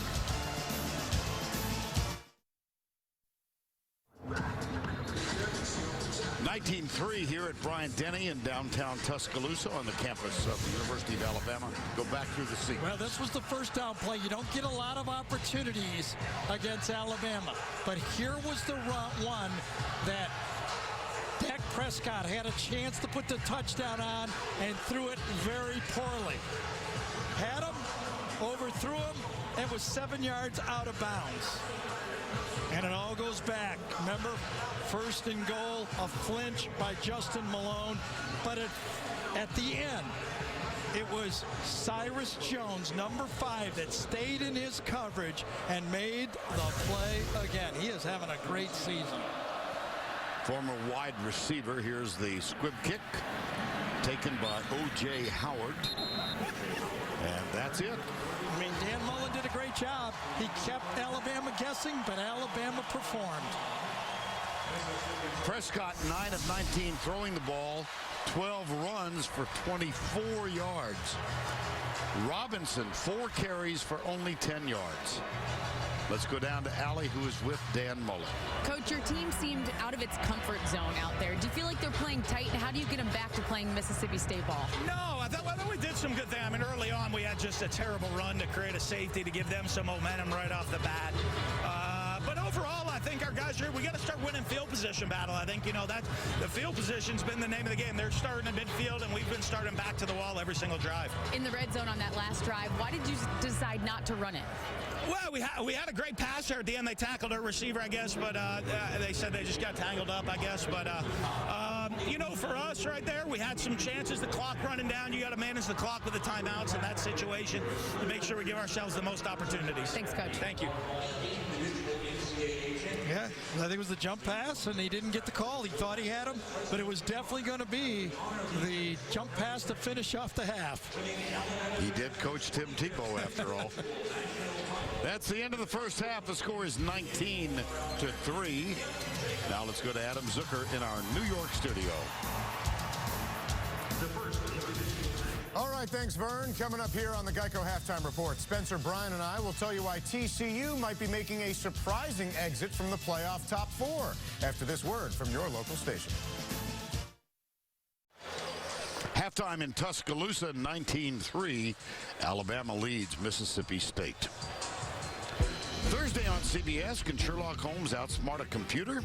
Don't miss a new Elementary this Thursday at 10, 9 Central, only CBS. Many great traditions abound on game day throughout the league, and each week we'll give you a taste of tradition presented by Sonic. For more, here's Allie. Thank you, Vern. For 102 years here at Alabama, the $1 Million Band has been a part of the game day pomp and pageantry. This season, the band added a new twist to their pregame ritual. About 1 hour before kickoff, approximately 50 band members march away from the 400-member-strong Elephant Stomp to perform at the President's Mansion in front of guests and dignitaries. Vern, I've heard of bands playing at tailgate parties, but this brings it to a whole new level. Boy, does it ever, Allie. And they have made that walk from the President's Mansion inside Bryant-Denny, and they will perform. It's 19-3, Alabama.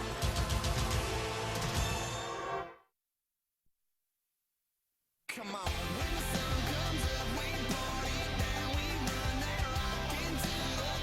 Everybody in the crowd showing love, singing, hey, that's what's up. Shotgun it up, pass it Down the middle she goes. Lefty throws, Cooper, touchdown. rain, getting covered in mud. Derrick Henry powers it up the middle. Touchdown, Alabama. Third quarter coming up, 19-3. Alabama has the lead. Now let's go inside the headset powered by AT&T, official sponsor of the SEC. Here's Allie with Nick Saban. Coach, your defense has forced Mississippi State entirely out of its element. How has it been able to do so? Well, we've done a good job of stopping the run, but they put a pretty good drive together there, at the end of the first half. So it's going to be important for us to, get things going here in the second half. They got the ball first. This is a good team. They are where they are because of who they are and what they can do. So it's important for us to go out here and reset the tempo in the second half. There is no score in the game. Thanks, Coach. All right, thank you. Mississippi State will get the ball to open the third quarter. Alabama won the toss and received to open the game. Well, Nick Saban said, nice drive at the end. They didn't finish it the way they hoped. That's right. They got the stop there, a self-inflicted play by Mississippi State that they could not recover from. Adam Griffith will kick off.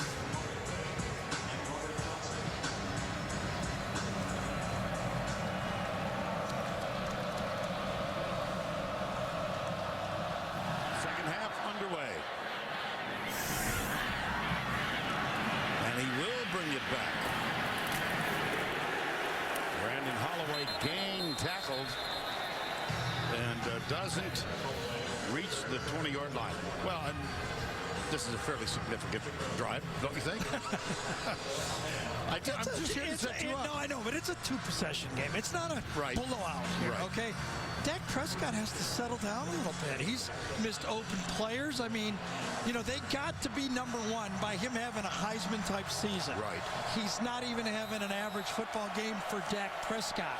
You need to play at a very high level against a good defense, and this is one of the great defenses in college football.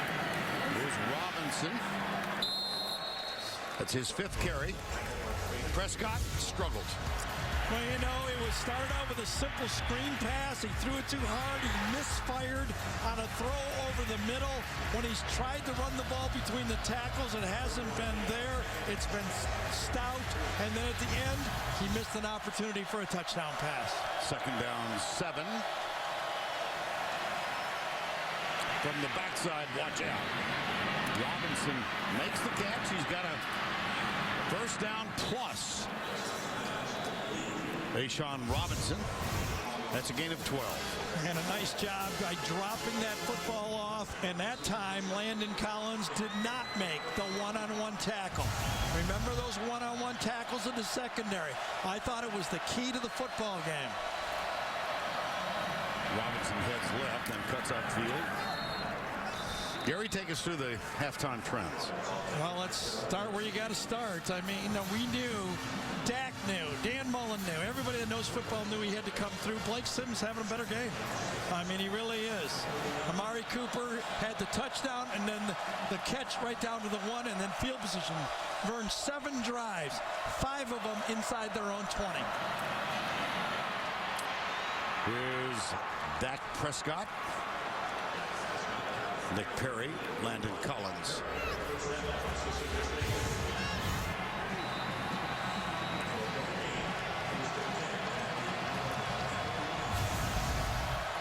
First down 10, moving well to open the 3rd quarter.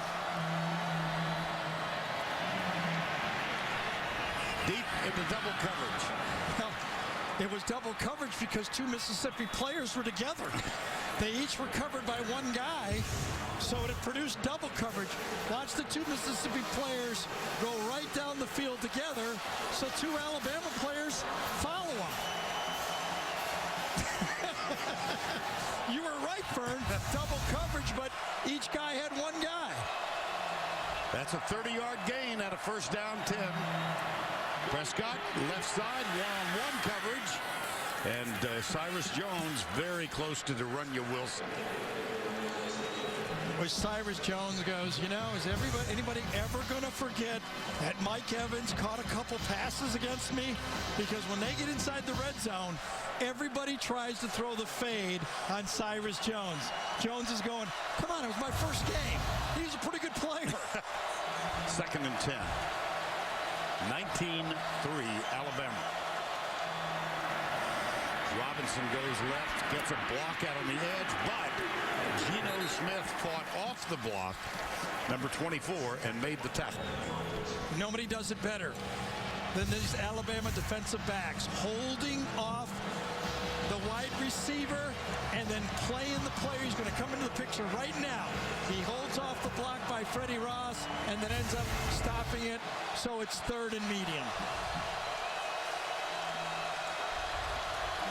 3 wide right.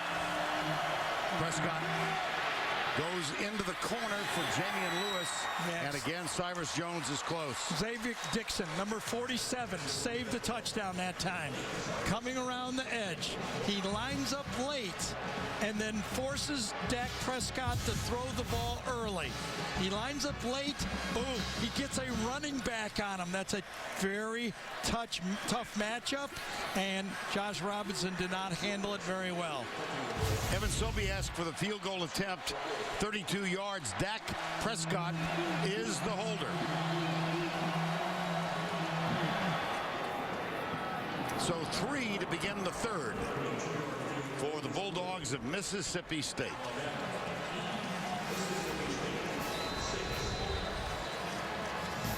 Nick Saban, Dan Mullen. It's 19-6.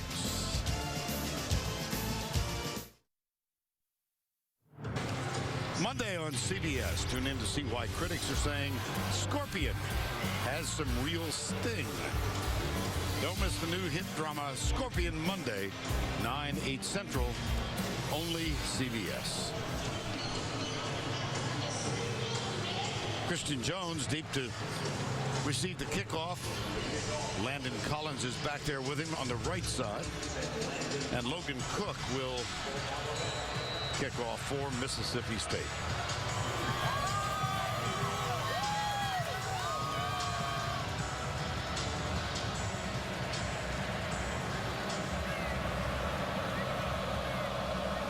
(19-6).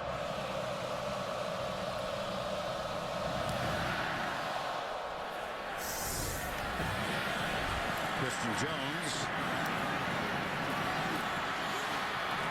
has a couple of elusive moves. Well, remember a week ago, we talked about how the troubles for Blake Sims throwing the ball down the field.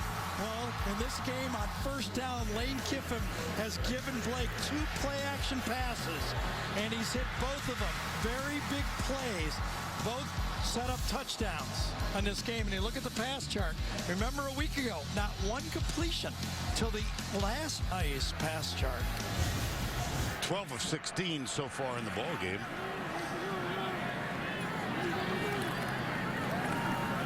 Deep down the middle. Oh, it's dropped by O.J. Howard. Well, O.J. Howard made some big plays on the last drive against LSU to get out of bounds and catch the ball. But again, a perfectly delivered football. And Vern, you know, we talked about it in the open. You made a great point about it. The difference between Blake Sims at home, another perfect throw. Yes. Second down 10.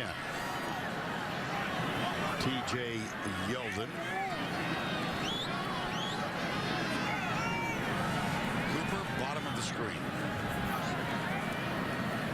Tevez Calhoun is defending him. Fake the draw. Sims. Oh, he avoids the tackle and then puts it on a rope. Cooper, yes or no? I think it's skipped. Yep. You know, Mississippi State leads this conference with 32 sacks. This would have been 33 with almost anyone else. Great escape on the play. Ball on the run and hits the ground. Just the nose of the ball gets on the ground. A little bit of help, that's all you need. It'll be called incomplete. And so third down 10, Alabama. Only 1 of 6 third down conversions in the ball game.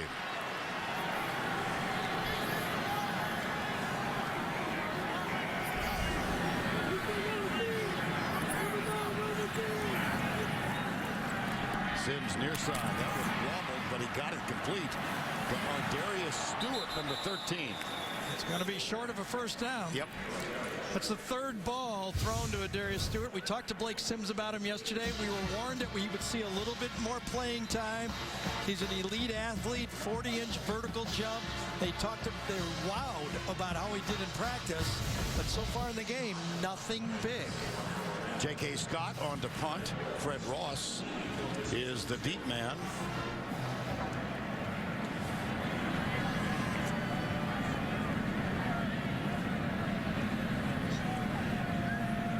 Snapper is Cole Mazza, M-A-Z-Z-A. The up back, Justin Fowler.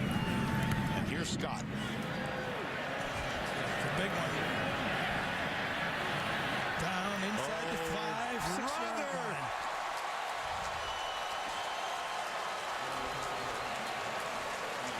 There is a flag on the field. 55-yard punt if it stands. Must be against number 30 Duvall, huh? Right at the end of the play, was it?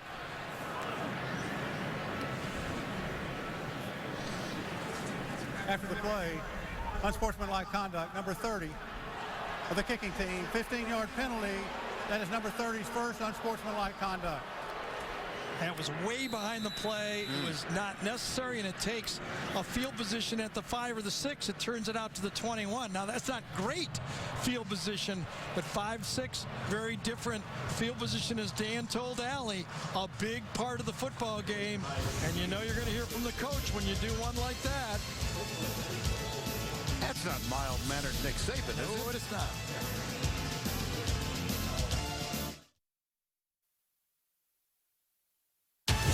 The Home Depot SEC on CBS is sponsored by Wheels Up. John Hancock. Autotrader.com. And by Chick-fil-A. Top-ranked Mississippi State undefeated this year. And toward the end of last year, their last loss 13 games ago to Alabama in Starkville. And let's go back and see if we can determine what Denzel Duvall was found guilty of. Yeah, it happened right here. Just continued to play a little too long. The officials would have let him get away with a little bit, but then the last one again, remember, we saw a second one earlier that got called. Now Alabama gets for one right at the end of the play. First down 10, Mississippi State. And remember, that would be, it's the equivalent of a 15-yard carry, basically, for Mississippi State. From the 5 out to the 6 to the 21. Dylan Day is the center for the Bulldogs over the ball. Josh Robinson, very modest numbers so far today. Prescott will hold it, keep it. Couple of yards. Let's go back to the studio for this forward update. Here's Adam. All right, Vern, number 4 TCU is down by 10, but they have scored 17 unanswered points at Kansas. This is Cameron Eccles-Looper on a 69-yard punt return to give the Horned Frogs the lead. They are up 34-27, 12 minutes to go in the game. Back to you. All right, Adam, our score is 19-6. Bulldogs have scored right before the end of the half and on their opening possession. Both time field goals, however, dropped. And the official, he's claiming that the umpire got in his way. You can't complain too much because you use them in your pass offense to help you pick all game. The umpire got in the way of the throw, and a pass deflection for the umpire. Now, that's part of the game. The umpire is trying to get out of the way, and when you run those shallow crosses, it's part of the action. You have to deal with it. 3rd and 9.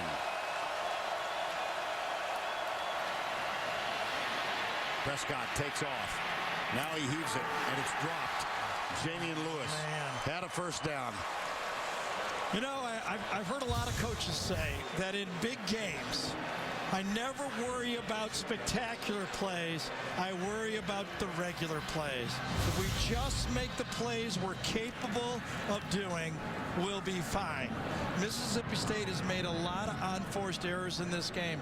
Very hard to beat an average opponent, let alone a good opponent, when you're making those type of errors. And after that drop, it's 4th and 9. Devin Bell is on to punt. Christian Jones They deep. did not have a good punting or kicking game, do they? No. Boy, that was like a high school kick. 33 yards on the Devin Bell punt. Here's the drop. Jamian Lewis. He had 64 catches last year.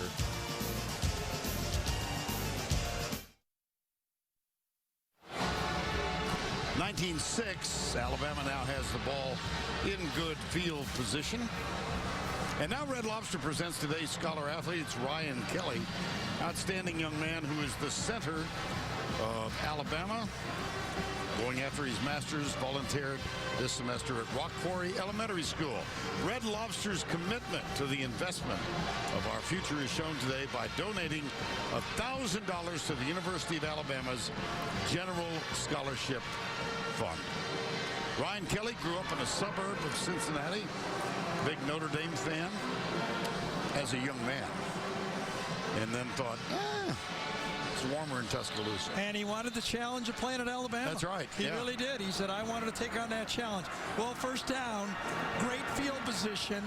Lane Kiffin's tried 3 big ones. Will he try another one on first down? Cooper being pressed by Will Redmond. Bottom of the screen. Here's Sims. And out of the backfield, there he is again, Darius Stewart.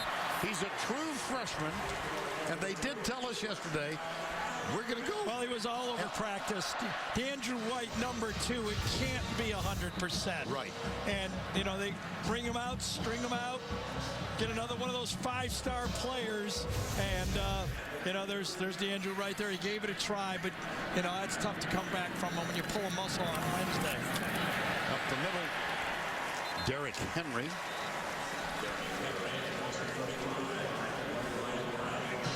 Ryan Brown, I thought that was going to gash there. Ryan Brown made a nice tackle for Mississippi State.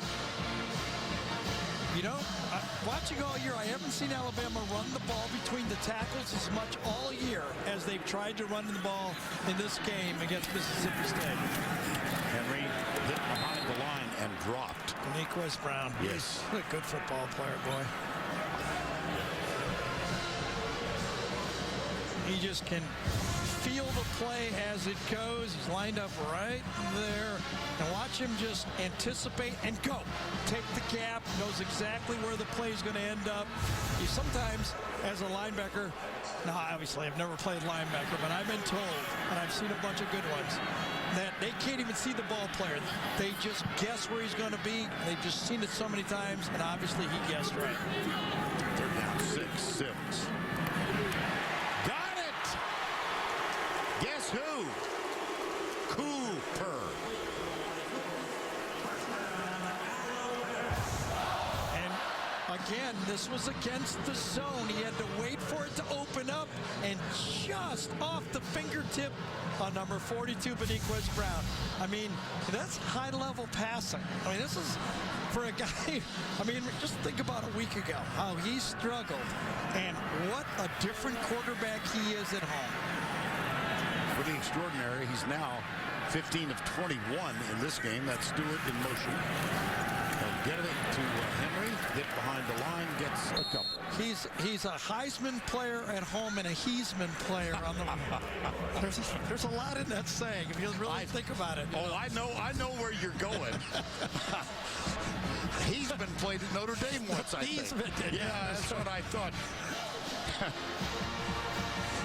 Have to be very subtle, though. Joe's a good buddy. Joe's a good buddy. Well, we're good partners. I got it. I knew what you were. Uh-oh. Sims. And he got there him. you go. Preston Smith. Preston Smith, the All-American, the one guy that Lane Kiffin singled out to us that he said he could be a difference maker is number 91. He lined up at right defensive end, gets inside the, how about that? Cam Robinson, a freshman going against an All-American, and he's holding his own, but that time Preston Smith got it. Well, early in the season for 3 weeks in succession. Could this be the screen that we've been waiting for? Looks like it. Yep. There's Cooper inside the 20. Adam Griffith will come on to try the field goal. Cooper Bateman is the holder. 4th and 10. This from 37. Made one earlier, 36.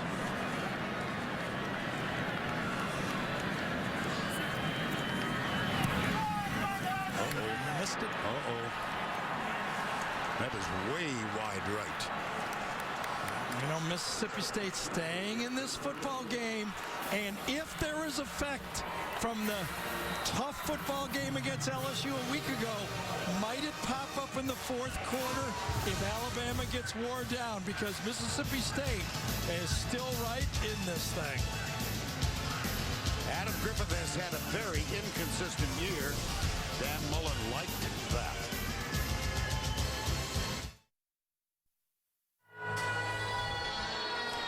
(19:06) nighttime in Tuscaloosa, Alabama. Beautiful scene.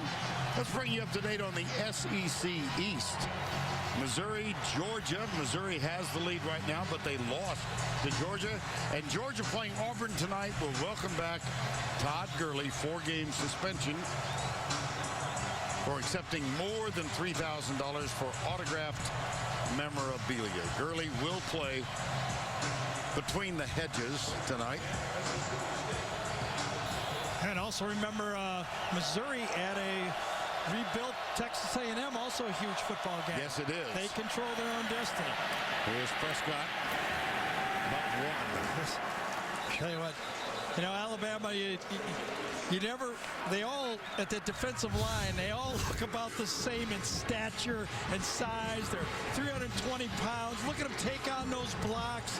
I mean, you look at a big man like Jonathan Allen and Jaron Reed, number 90, who made 15 tackles last week. They just stuff the blocker and then throw him away and make the tackle. Prescott apparently lost his helmet, so he has to sit out and play. Yeah, there's the... Ooh. So Damian Williams is on the field. He's played in 4 games this year. And the sophomore quarterback is looking at 2nd down and 10. He almost Robinson bounces it outside. I think Alabama played it as a 100% run, too, and they were right. DJ Petway made that stop. Take on the blockers, keep the safeties and linebackers free, and then clean up whatever's there. That's the job of those 2 defensive linemen inside. Set the edge by the 2 defensive ends, and then inside, those 2 guys inside have to take on a 3-on-2, the defensive tackles. Well, you can see not much going on the ground for the 2 offensive stars. So they'll go to the air, and here's Robinson. Breaks a tackle, and he might have enough for the first down. Second time he's dropped it off at the end of the play and got a positive play out of it. Remember last time he dodged a tackle by Landon Collins. This time, same type of play. Splits the defenders. Trey DePriest needed to make that tackle. That was the breakdown. The difference from it being a 4th down punt or a 1st down play. Trey DePriest didn't make the play. First down 10 at the 30.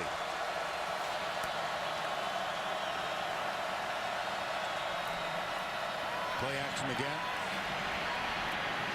He has to run. And he gets out across the 35. Ashawn Robinson. Now let's go back to New York once again. Adam Zucker. Vern, Wisconsin has scored 35 straight on Nebraska thanks to Melvin Gordon. He has a new single-game record at Wisconsin, 369 rushing yards. Let's get it back to you. All right, it's 2nd down and 4 here. Prescott got him. That could be offensive pass interference. Okay. That's what Saban is claiming. Wow. I thought, very obvious and not seen. It was obviously a back shoulder throw the whole way. But did Wilson get away with a shove on this play? Oh, yeah, extended his arms. It's hard enough to play the back shoulder play anyway. When you give the receiver the ability to do that, it's impossible. That's a gain of 14 and another first down. Prescott. Inside, Derunya Wilson, just a yard shy. Tackle made by Nick Perry. 3:45 to go, 3rd quarter.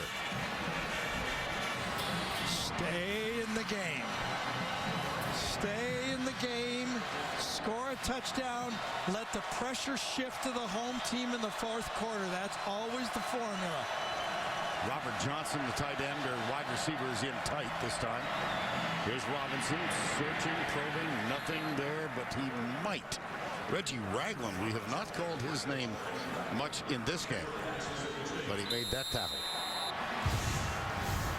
Again, those defensive tackles, they stuff it inside, and then you allow the linebackers and safeties to clean it up. He did get the first down, 3:07 to go.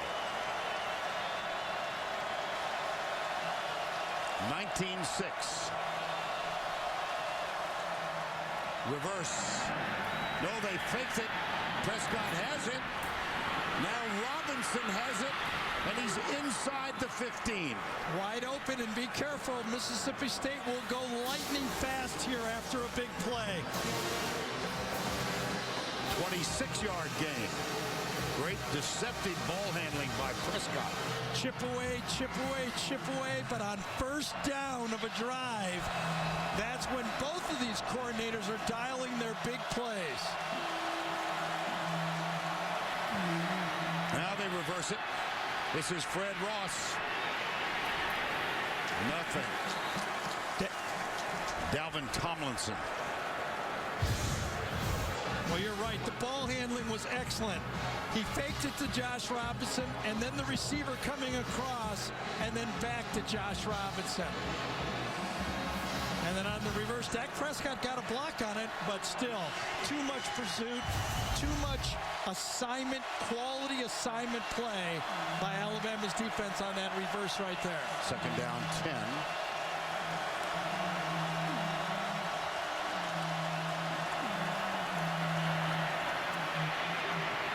Into the end zone, intercepted by Cyrus Jones.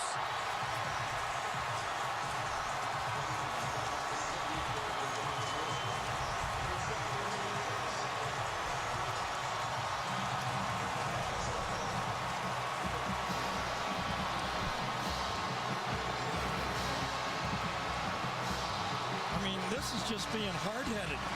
They've been trying this for 2 games. It's only worked once in 2 games, and it was on a one-handed catch. They're going to go, they think, big guy against a small guy. And number 5 is having an All-American year. He pushes him out of bounds. I don't know what Dak was seeing on that one. He isn't even in bounds, turns around and makes an All-American play. Lost opportunity for the Bulldogs. Lane Kiffin and Kirby Smart. First down, 10.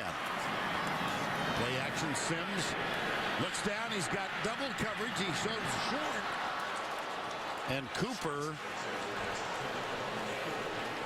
Ardarius Stewart, was down at the 35-yard line, but not open. Dak Prescott. What did you see or not see? Well, it's a high wire act all the time, but on that one, it looked very clearly that Cyrus Jones was in position. But again, remember all week, the coaching has probably been is our 6'5" guy against their smallest cornerback, put it up there, let him make a play. Sure. Well, it didn't work. Second down and 10. Sims chased Matt Wells. Sims still up, heaves it.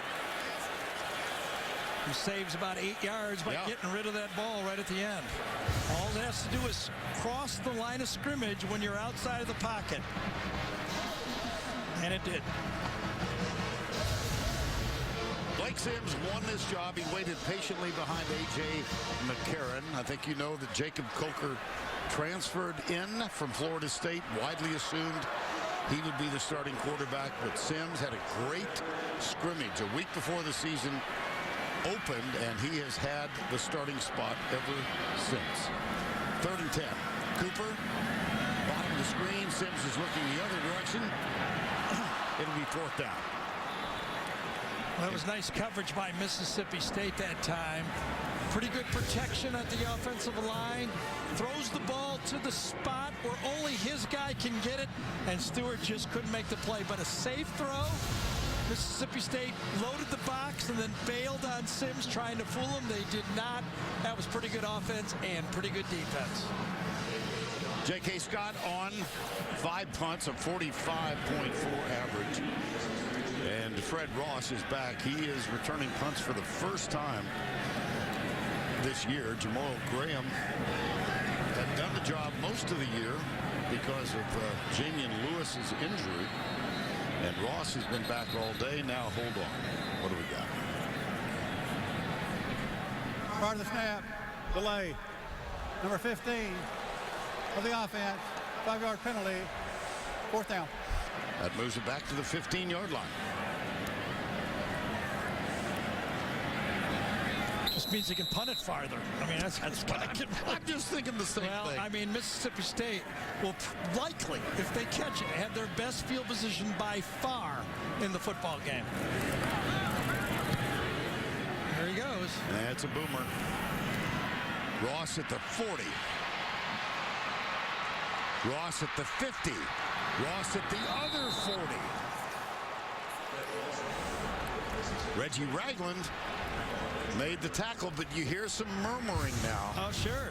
I mean, considering where Mississippi State has started this game on their first possession of each drive, think about it, this is their 10th possession. Prior to this, their best field position was the 25-yard line on their own 25. They get the ball in plus territory. First time all game. 1:10 to go in the third, 19-6. Alabama leading the top-ranked Bulldogs of Mississippi State. It'll be Prescott. There's a Dak-like run. Eddie Jackson hauls him down from behind. Remember, coming into this game, Vern, Alabama has only allowed 19 rushing attempts of 10 yards or more.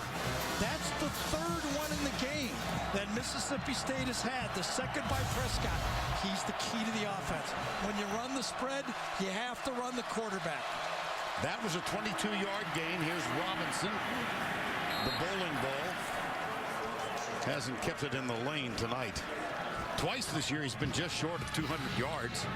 Had one of 197 at LSU. We saw him at Kentucky when Robinson rushed for 198, and as the clock was winding down, pleaded with his coach, give me one more chance to go over 200. Right now he's just pleading for a win. Yes. Doesn't care about yards at all. Here's Robinson going left, up the middle, 10. First and goal, Mississippi State. Another 10-yard run, and 10-yard runs down here in red zone territory are like 25-yard runs. How impressive was that? A great block by Ben Beckwith, number 66 that time. One of those seniors made the play for Mississippi State. First down goal from the 4.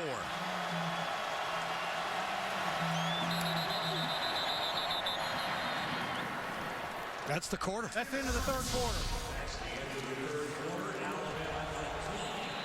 It's a long walk, but you know what? They get away from the student section.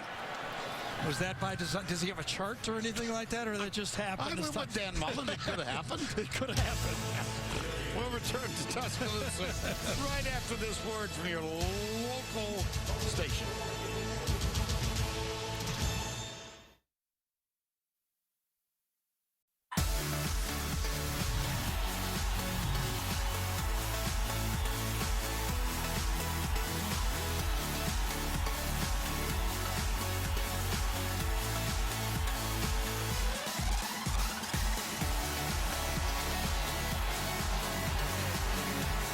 We are back at Bryant-Denny as we begin the fourth quarter. Mississippi State dominated that third quarter. They did get only 3 points out of it, but now they trailed by 13, but they have a first down goal, and the joint is jumping over in Mississippi State area. Remember, we ended the half right here with 3 straight passes. Let's see if they do it differently now. It'll be Prescott. Nothing. Nick Perry was there. Deshaun Robinson. Boy, taken on inside out. Nick Perry didn't even have time to make the tackle. Second down goal. He might have, but it was already made before he could get there. 3 wides to the right. Josh Robinson comes up to make sure he hears the play. Now double checks with Prescott. Prescott got a man open, touchdown. Fred Ross. You can't design it any better than this. Dan Mullen knew exactly the coverage Alabama would be in. It was a combo coverage. He knew they were playing inside out on the slot receiver, so he fakes out, allows the 2 players to come in, and forces the outside man. He thinks he's got him on the out. All 3 guys come inside. That's how you break down the combo coverage. You figure at least one of the 3 will go wide. None of the 3 went wide. Evan Ivan Sobiesk with the extra point. Fred Ross with his 4th touchdown of the year. None bigger than that.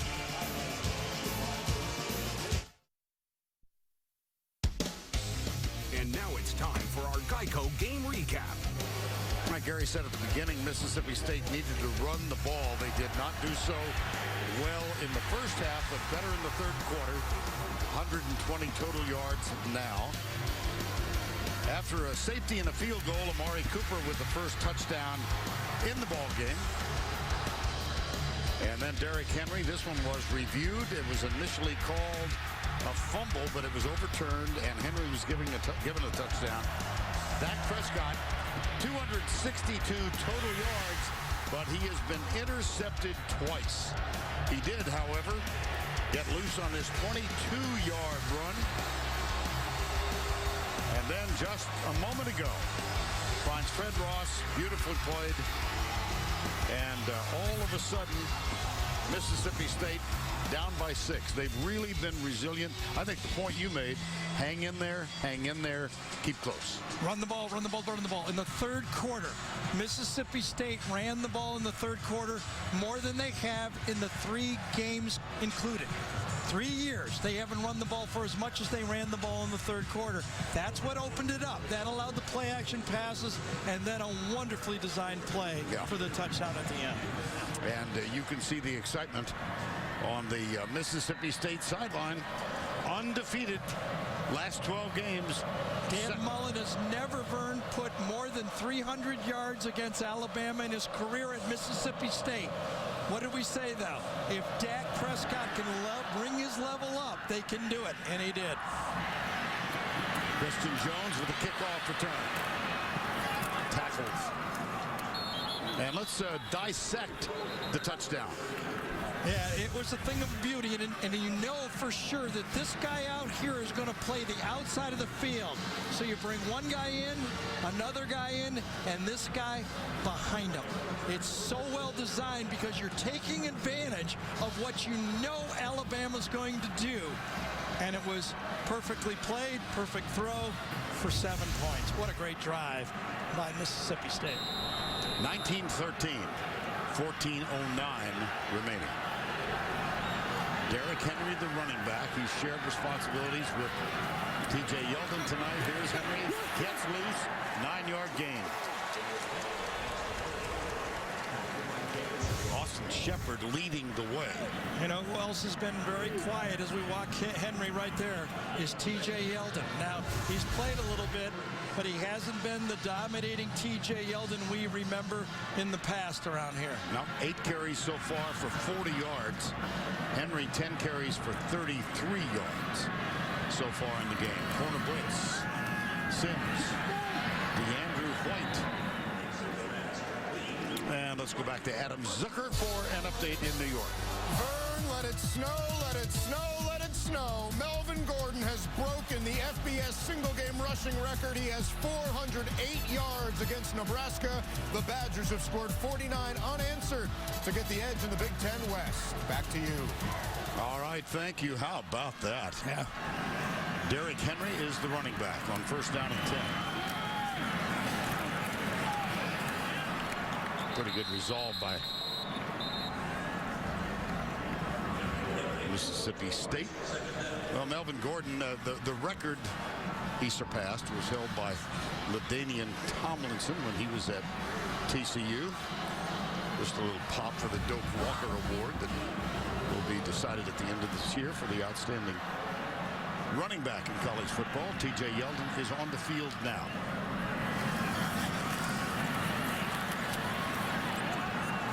It's as if Mississippi State can feel the play before it happens. That time it was McKinney, number 50, that just anticipated and filled the hole. Magic 50 just reads it. McKinney finds it, gets it from behind the line of scrimmage. You know, Vernon, the success has been so good for Alabama at home and Lane Kiffin at home. They had those huge leads against A&M in Florida. This might be the most pressurized drive of Lane Kiffin's career. He has to do it at home for Alabama. Cooper in motion left side, 3rd and 5. 4-man rush for Mississippi State. Blake Sims steps up, goes across the middle, got it, first down. Just as you're taught. And it's Yeldon. Just as you're taught. Shuffle up in the pocket. Don't be skittish. Keep your eyes downfield and know where your drop-offs are. Can't do it any better than that. You know, because the design play that time from the coach, because everybody gives all the credit to Lane. Oh, you know, everything Lane calls, you know, Blake just has to throw. Well, that time, the quarterback made the play. Yeldon remains on the field. Gets the handoff, goes left. He's got Fowler leading the way, but tackle made at the 50 by Beniquez Brown, number 42. 11:18 to go. Second down 8. College Football Playoff Committee has rated these teams number 1 and number 5. Here's Sims, right flat, stripped away. Thought he dropped it. Did he drop it? I thought he did. I couldn't. It was right. You know, there were players right in my vision, but it looked to me like he dropped it. Oh, yes. Yep. Thought Love had gotten there, but Amari Cooper, who had 3 drops last Saturday night in Baton Rouge. And they talk about it, that says he's a perfectionist, that the drops bother him, especially early in football games. Now, he hadn't had a bad one. He's made, you know, 2 pretty good plays here early in this game. But let's see if he can come back from that drop pass. Third down 8, Cooper right side. O.J. Howard splits way outside. 3-man rush. Sims has to run. He's pretty good at this. He's really good at this.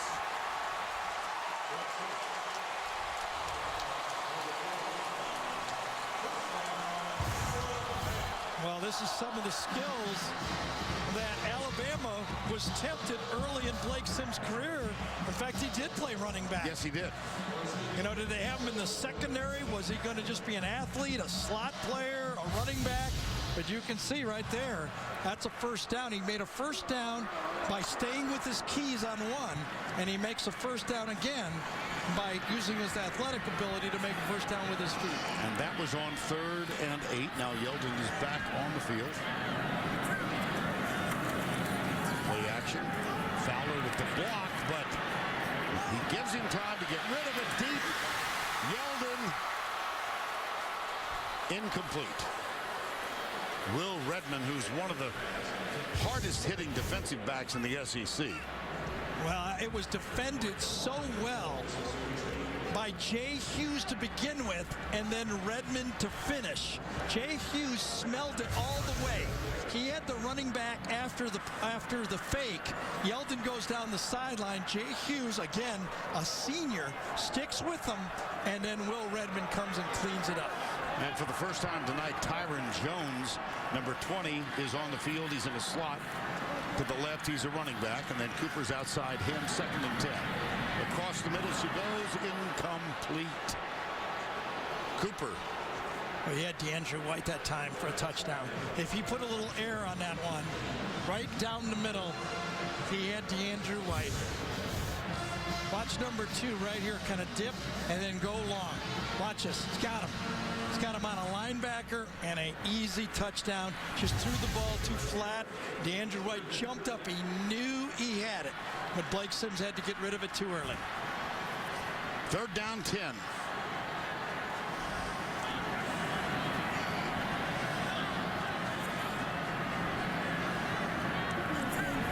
Blitz. Sims dances right. Oh, boy. What a play. That's 3 of them. 3 of them on this drive alone. It's number 6 bailing out Alabama again. Remember, all the superstars that were supposed to make the plays this year, and it's a quarterback everybody thought was going to get benched for the transfer, Jake Coker.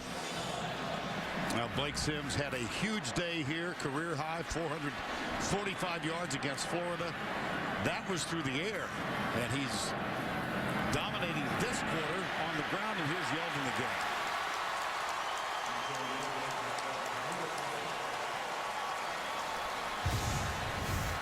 And this is a mash. This is the zone blocking. Nice block by Ryan Kelly, number 70, and Yeldon just falls forward. 9:32 to go.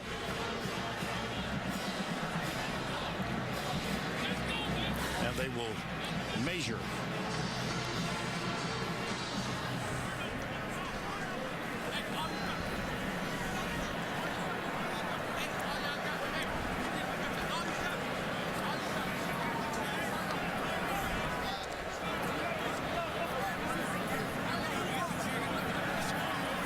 First down.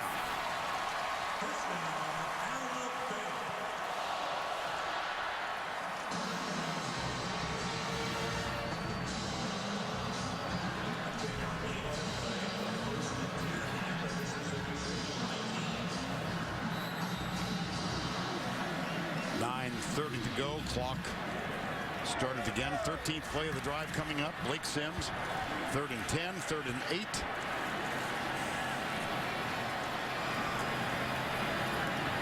Kelly snaps it back.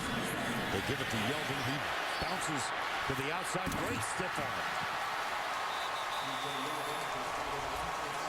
For how well has Yeldon been managed in this game? You know, at the beginning of this drive, we were saying, where's Yeldon been?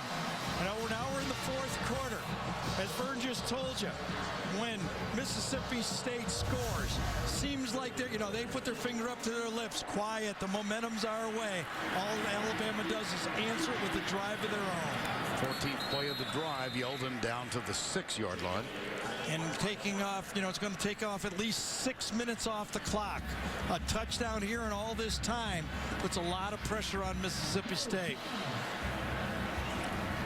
2nd down and goal. The Verizon red zone stats for the day. They've been inside the 24 times, 2 touchdowns. And remember, this is where Mississippi State is charged to the #1 in the polls. It's because of this red zone defense. Sims looking back at Kiffin. Amari Cooper is making signals of his own. Like, give me the ball signals. Yeldon. T.J. Yeldon. Touchdown, Alabama.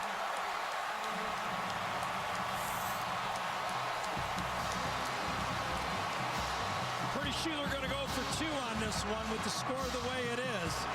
But T.J. Yeldon, Blake Sims, the play was designed to go to the left, and T.J. Yeldon, there's nobody better in college football of feeling that point of attack and then jumping to the other side and making the play. How's that for an answer for Alabama?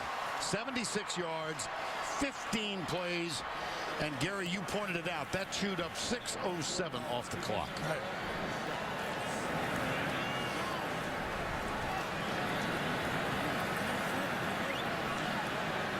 I think Alabama is with the clock here, with the play clock down. They had to take a timeout. Well, Nick is out on the field, and he wants to make a beeline for Matt Moore. Now he is. And of course, you know, you just obvious math here. You're trying to get to 27. It's a big difference. Sure. Once they decided to go for 2, I mean, everybody's confused at how it got so low. Nick's in total control. He's trying to say restart it, but at the last second, he has to burn a timeout to save the try for 2. Well, let's watch Blake Sims en route to the T.J. Yeldon touchdown. Yeah, remember, he had already dropped the ball off to T.J. Yeldon for 1 first down. And then on the next time on 3rd and long, he scrambles for a touchdown. And then again, you called it, Verna, blitz. Remember that? Nobody open. He gets around the corner and tiptoes for another one. This was the quarterback's drive.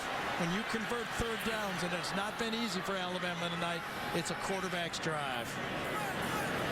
And the try for 2. First time they have tried a 2-pointer this year. Sims. Tipped, knocked away. Intended for Cooper.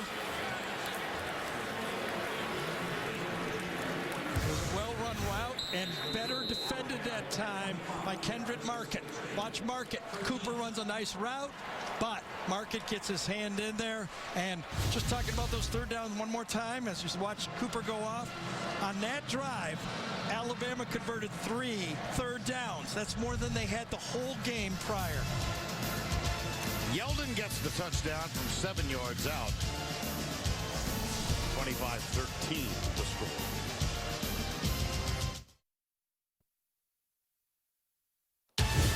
The Home Depot SEC on CBS is sponsored by the Home Depot, K Jewelers, Allstate, and by Sonic. We are back at Bryant-Denny Stadium in Tuscaloosa. Don't forget, later in the game, the play of the game, presented by Napa Auto Parts. Most impressive answer, counterpunch by the Crimson Tide. 15 players.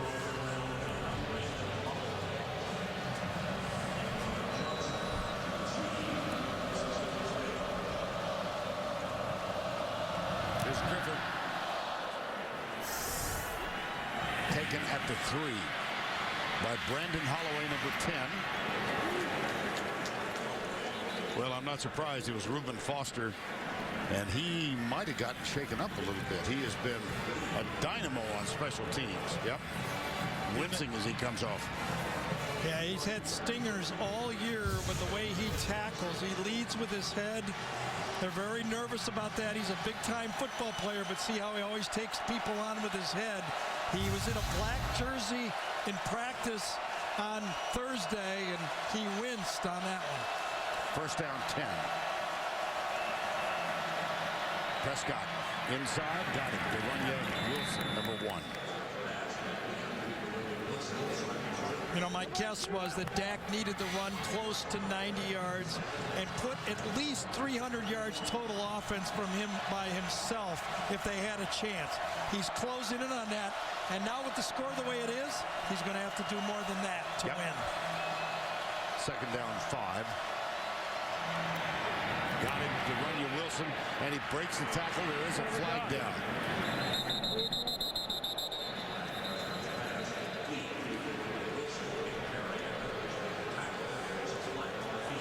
Yeah, I think it's going to be on Alabama. On the pass rush, I thought it was a hand to the face mask by Darren Lake, number 95. Personal foul, hands to the face, number 95 of the defense. 15 yards from the end of the run, automatic first down. He had him jacked up that time as he was rushing the passer. It was a good, quick pass. Can't blame anybody on that one. You're just in there competing. Number 95 right there, defensive tackle. Just a little bit of a push on Justin Malone, number 70. But they tack it on. Wow. And so here's Mississippi State at the 43-yard line, first down 10. Robinson has really been held in check tonight. Here's Prescott. Finds Robinson on the right side as a pass receiver. Reggie Ragler, number 19. First one there. Landon Collins, number 26, was next. Well, field goal's not going to help Mississippi State. Nope. So as you're calling plays right now, if you're Dan Mullen, you're thinking I'm in 4-down territory unless I have to punt, meaning it's 4th and 15 or more. Prescott. That might have been Eddie Jackson. I don't know if he tipped it or not, but he was certainly close. Sure did. I think he did. Eddie Jackson, who is just now getting healthy. Had knee injury in spring. Still looks like he wears a brace on that right side. Ball was just a little high and inside. Not able to be caught by Fred Brown. Nice play by Eddie Jackson. Third down 5. Here's this diamond 4-man formation has not been good to Mississippi State yet all day. Alabama showing blitz. They are not. Here's Prescott. It's hard to get around the edge. My. Hard to get around the edge of Alabama. Nick Perry. Fourth down. They ran that one offense to the short side of the field, but to the long side of the field, look how wide to the outside that time Ryan Anderson is. Could not block him. Good wide 9 technique. Very difficult to get outside that. 4th down 7.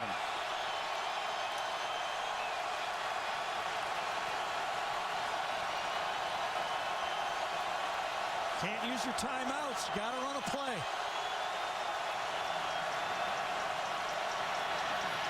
Prescott, right side, got it! Robert Johnson, number 12, 1st down. Well, I'll tell you that time, a good route, a good throw, but look at the job for this offensive line. 5-man rush, they stop it, and that time, number 4 gets beat. 1st and 10. Dak Prescott's time to do a 3rd and 4th down plays. Has to throw it away. Ryan Anderson with the pressure that time, number 7. And it's 2nd down and 10. That does stop the clock. 5:35 to go. You know, these are 2 of the worst rated SEC teams for fumbles. Very odd to have 2 highly placed football teams that fumble the ball as much. They're the worst almost in the SEC, 11th and 12th. This game, not 1 fumble in the game. 2nd down 10. De'Runnya Wilson not on the field on this play. 5-man rush. Got him. And let's see if they give him the 1st down yardage. Malcolm Johnson, number 6. Indeed they do. There's a nice matchup. Malcolm Johnson is basically a wide receiver masquerading as a tight end. Nothing fancy there, but he matched up against Nick Perry, who's not a great cover safety. 1st down 10, 5:18 remaining. We got a football game here, don't we? There's a lot of pressure out there. Prescott, his receiver fell. De'Runnya Wilson.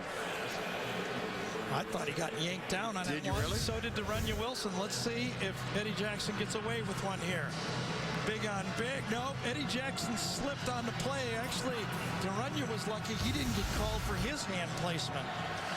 2nd down and 10. 5:06 to go.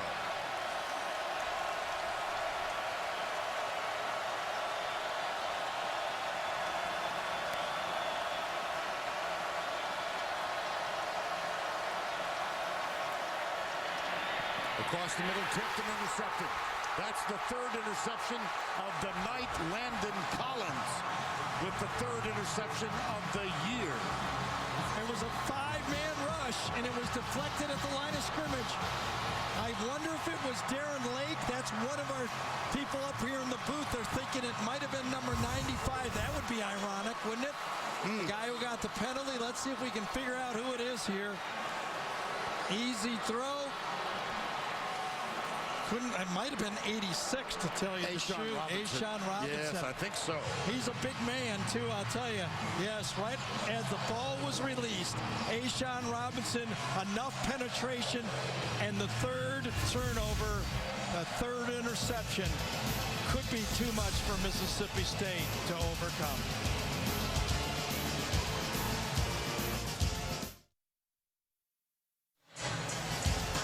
Next week, our group will move to Arkansas. We will see Ole Miss against the Razorbacks. That's next Saturday, 3:30 Eastern Time.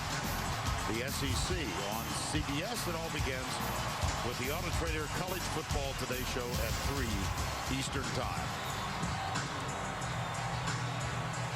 A'Shawn Robinson. Yeah, excuse me, Vern. The toughest thing on a short pass is you can't loop the ball like that. And you've got a receiver here that's 5 feet, 8 inches tall. Okay? When you try to throw to a short receiver over the middle of the field, you have to lower the trajectory, and that's like a low field goal kick. If you have a big guy going over the middle, it's much easier to complete those short passes. You can't put any loop on it. And you mentioned during the timeout how ironic it was that Collins was defeated on the play. He really was. He was outside technique. Collins could have had been beat on the play, ended up getting an interception because of that defensive line play. First down 10. Yeldon. This time nothing. Wow, Benardrick McKinney, number 50. We know college football. On this weekend, a year ago, we were doing that Auburn-Georgia game. Remember that? I do. A lot happened at the end of that game. I do. Still a lot of time. Nick Marshall on 4th and 18, just to refresh your memory. Well, then remember Aaron Murray went all the way back on a play on the drive. Yeah. As I was saying, it's going to be tough for Mississippi. I say, what am I talking about? I'm in the SEC. Anything can happen here in the last 4 minutes of this game. Second down and 12. Yeldon is on the field and gets the handoff. Yeah, nothing again. Nope. And so 4:10 to go. Save your timeouts. Yes. Mississippi State, save them. They've got all 3 remaining. Alabama had to use one with a clock issue before the try for 2. And remember last week when LSU got the fumble, they ran 3 straight plays to extinguish Alabama's timeouts. And somebody asked Nick a question like, was that bad play calling? He goes, what are you talking about? I'd have done the same thing. Right now, Nick, I don't think we'll let Lane call a pass. He wants to take off clock. They're down and 12. Well, you can't be right every time. I didn't say it. It's still 4th down, but this is just a whole new world I'm not used to. Oh, goodness. It worked out. Completion. But an incomplete pass is, 40-second change. Sure. And time has been called now by Dan Mullen, hoping to get some magic from Dak Prescott. Interesting. He had so few interceptions the first half of the year. Yes, 6 and then 3 in this game.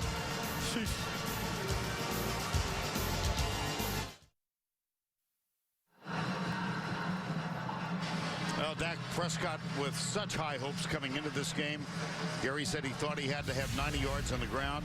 And through the air, he's had the misfortune of having been picked off 3 times. Yeah, well, I think 2 of them were bad throws. I mean, we all make mistakes, okay? And on this one, they had the one down the middle bad throw. I think that was unfortunate throw. This is just the luck of the throw sometimes.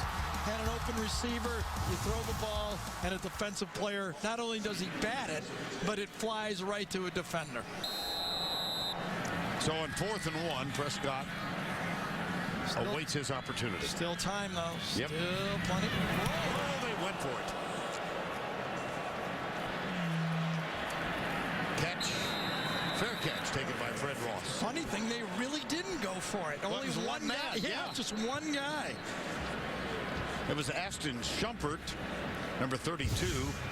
Got very close. Yeah, came off right to the right side. Nobody touches him. Lays out and could have gotten that play. That was not a designed block. He kicked it right under his hand. He actually went past the ball. He went past the football. Amazing. There's a player down. Appears to be an Alabama player at the 30-yard line.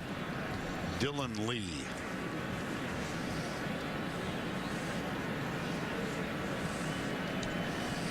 And a reminder that we'll go back to the studio for the Dodge postgame show on CBS Sports. Adam Zucker, Brian Jones, Spencer Tillman back in the studio.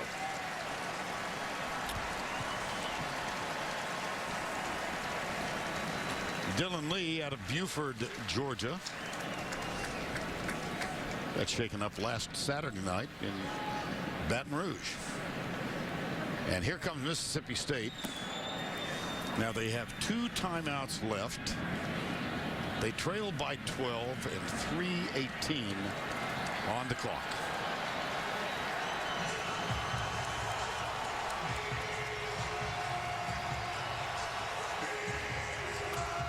Smart calls the defensive signals. Dan Mullen, the head coach, calls the plays, and Prescott, Robinson are in the backfield. Near side. Jamion Lewis. About 8 yards. Tackle made by Geno Smith.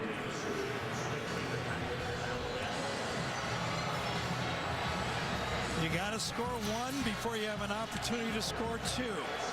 Take your time, make first downs, know what you're doing. Robert Johnson was in motion. Now Lewis, they give it to Robinson. He looks for the first down. He pushes and does not get it. Big stop. Short of the first down means time goes off or Mississippi State has to use another timeout. Another half a yard here and the clock stops. Very modest numbers for Robinson today. 12 carries, 37 yards. It's 3rd and 1.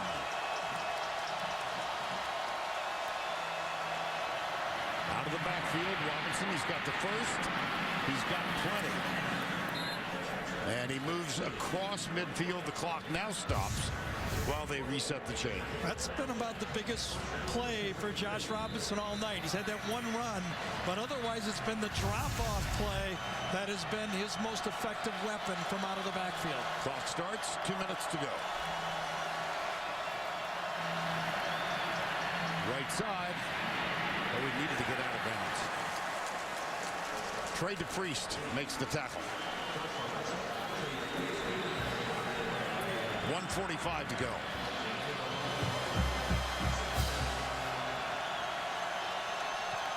Second and 9. Prescott pressured. Across, incomplete. Intended for Robinson. Landon Collins was defending.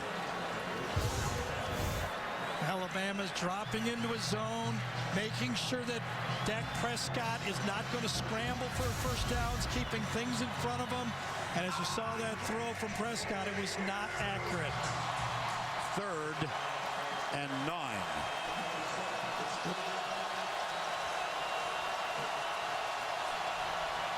Dropping in zone again. Prescott gets loose. Down the sidelines. Oh, did he get close? I think he made a first down. Yes, indeed. Remember, that's a 10-yard scramble. Got out of the pocket. The one thing Alabama said in their 4-man rush, we don't have to sack them all night. We can't let them get outside of our ends. On first down, 1:23 to go. Prescott across the middle. Clock. Jamion Lewis, number 4. He's to the 21. Clock will stop as they move the chain.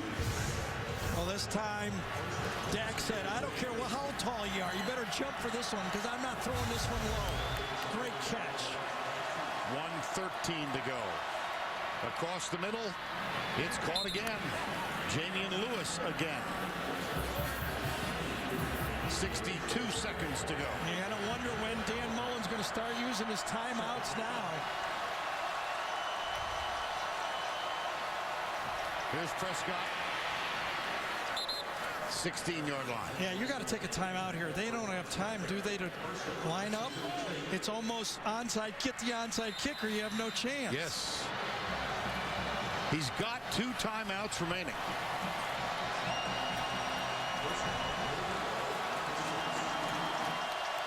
.37 seconds remaining. Prescott into the end zone, incomplete. Robert Johnson right at the goal line. Could have completed that ball.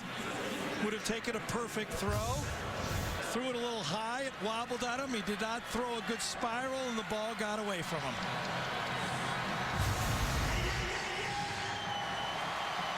Second and goal.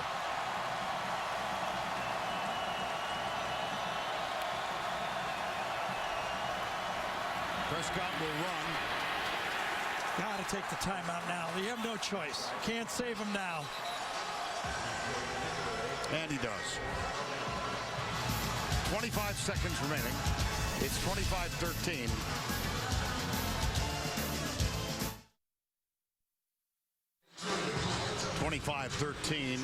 Mississippi State, undefeated season on the line. They trail Alabama. They have 1 timeout left.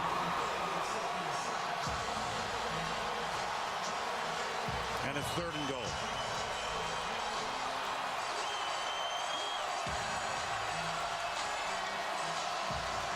See, Mississippi State changed their players so the officials correctly allowed Alabama to substitute.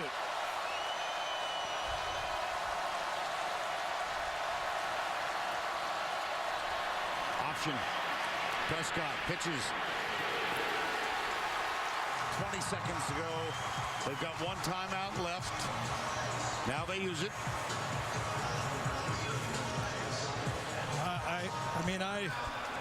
I don't know what to say. I'd be throwing the ball in the end zone. I mean, yeah. You know, Dan knows his offense better than I do, but I don't understand those last couple plays, and I don't quite get why he saved his timeouts, because now they're in a horrible position even if they do score. They'll be forced to throw a Hail Mary if they get the onside kick.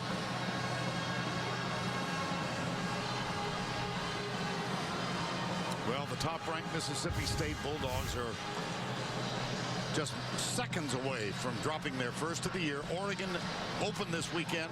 Florida State, Miami, big game tonight. TCU did defeat Kansas 34-30. They're number 4. Alabama with a victory would.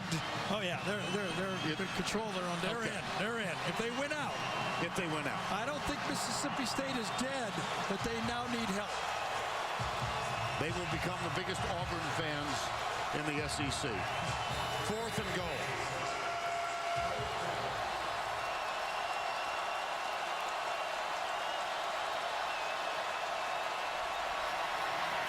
Into the end zone. Touchdown. Jamian Lewis. They double-layered Alabama that time. They bring a player, hook him right here, and then bring one behind him. Kind of a standard pass from trips. You get Alabama to set on the goal line. They do it all the time, and then you complete the pass behind him. Usually you do a little taller guy. Good play by Dak and Lewis. There's the extra point from Sobiesk, and so with 15 seconds remaining. Lewis from Prescott. The margin is 5.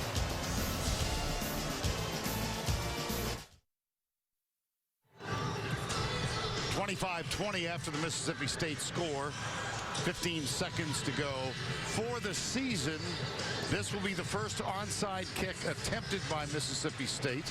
It will also be the first onside kick defended by Alabama.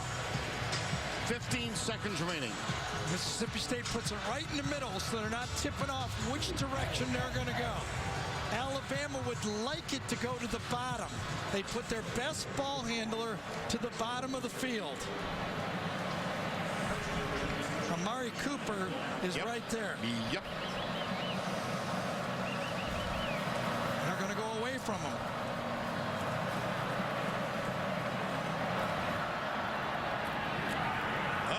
Up in the air, DeAndrew White exposes himself to a heck of a hit. There's a flag down.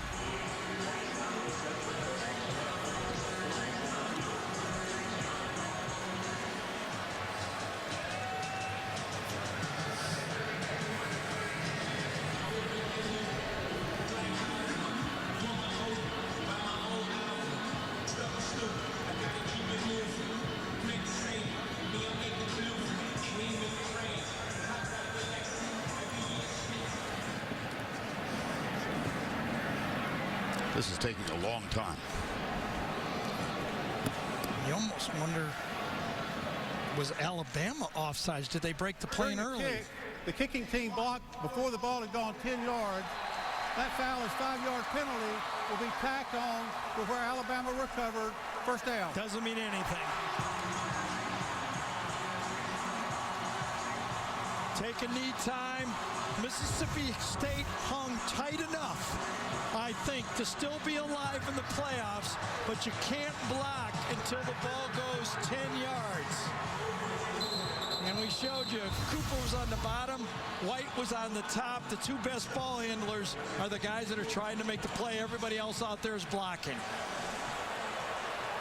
Two heavyweights. Well, the last time Mississippi State lost, it was to this Alabama team.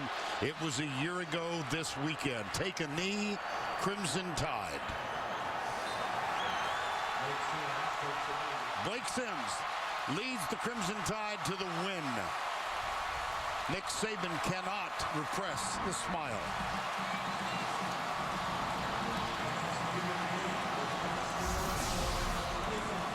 Tough night for Dak Prescott. He winds up throwing for 290, but he had 3 interceptions, and he rushed for 75. Let's go down to Allie LaForce with Nick Saban. Coach, what a 2 weeks this team has had. You go to Death Valley, you win in overtime against LSU, then you come home and beat the #1 team in the country.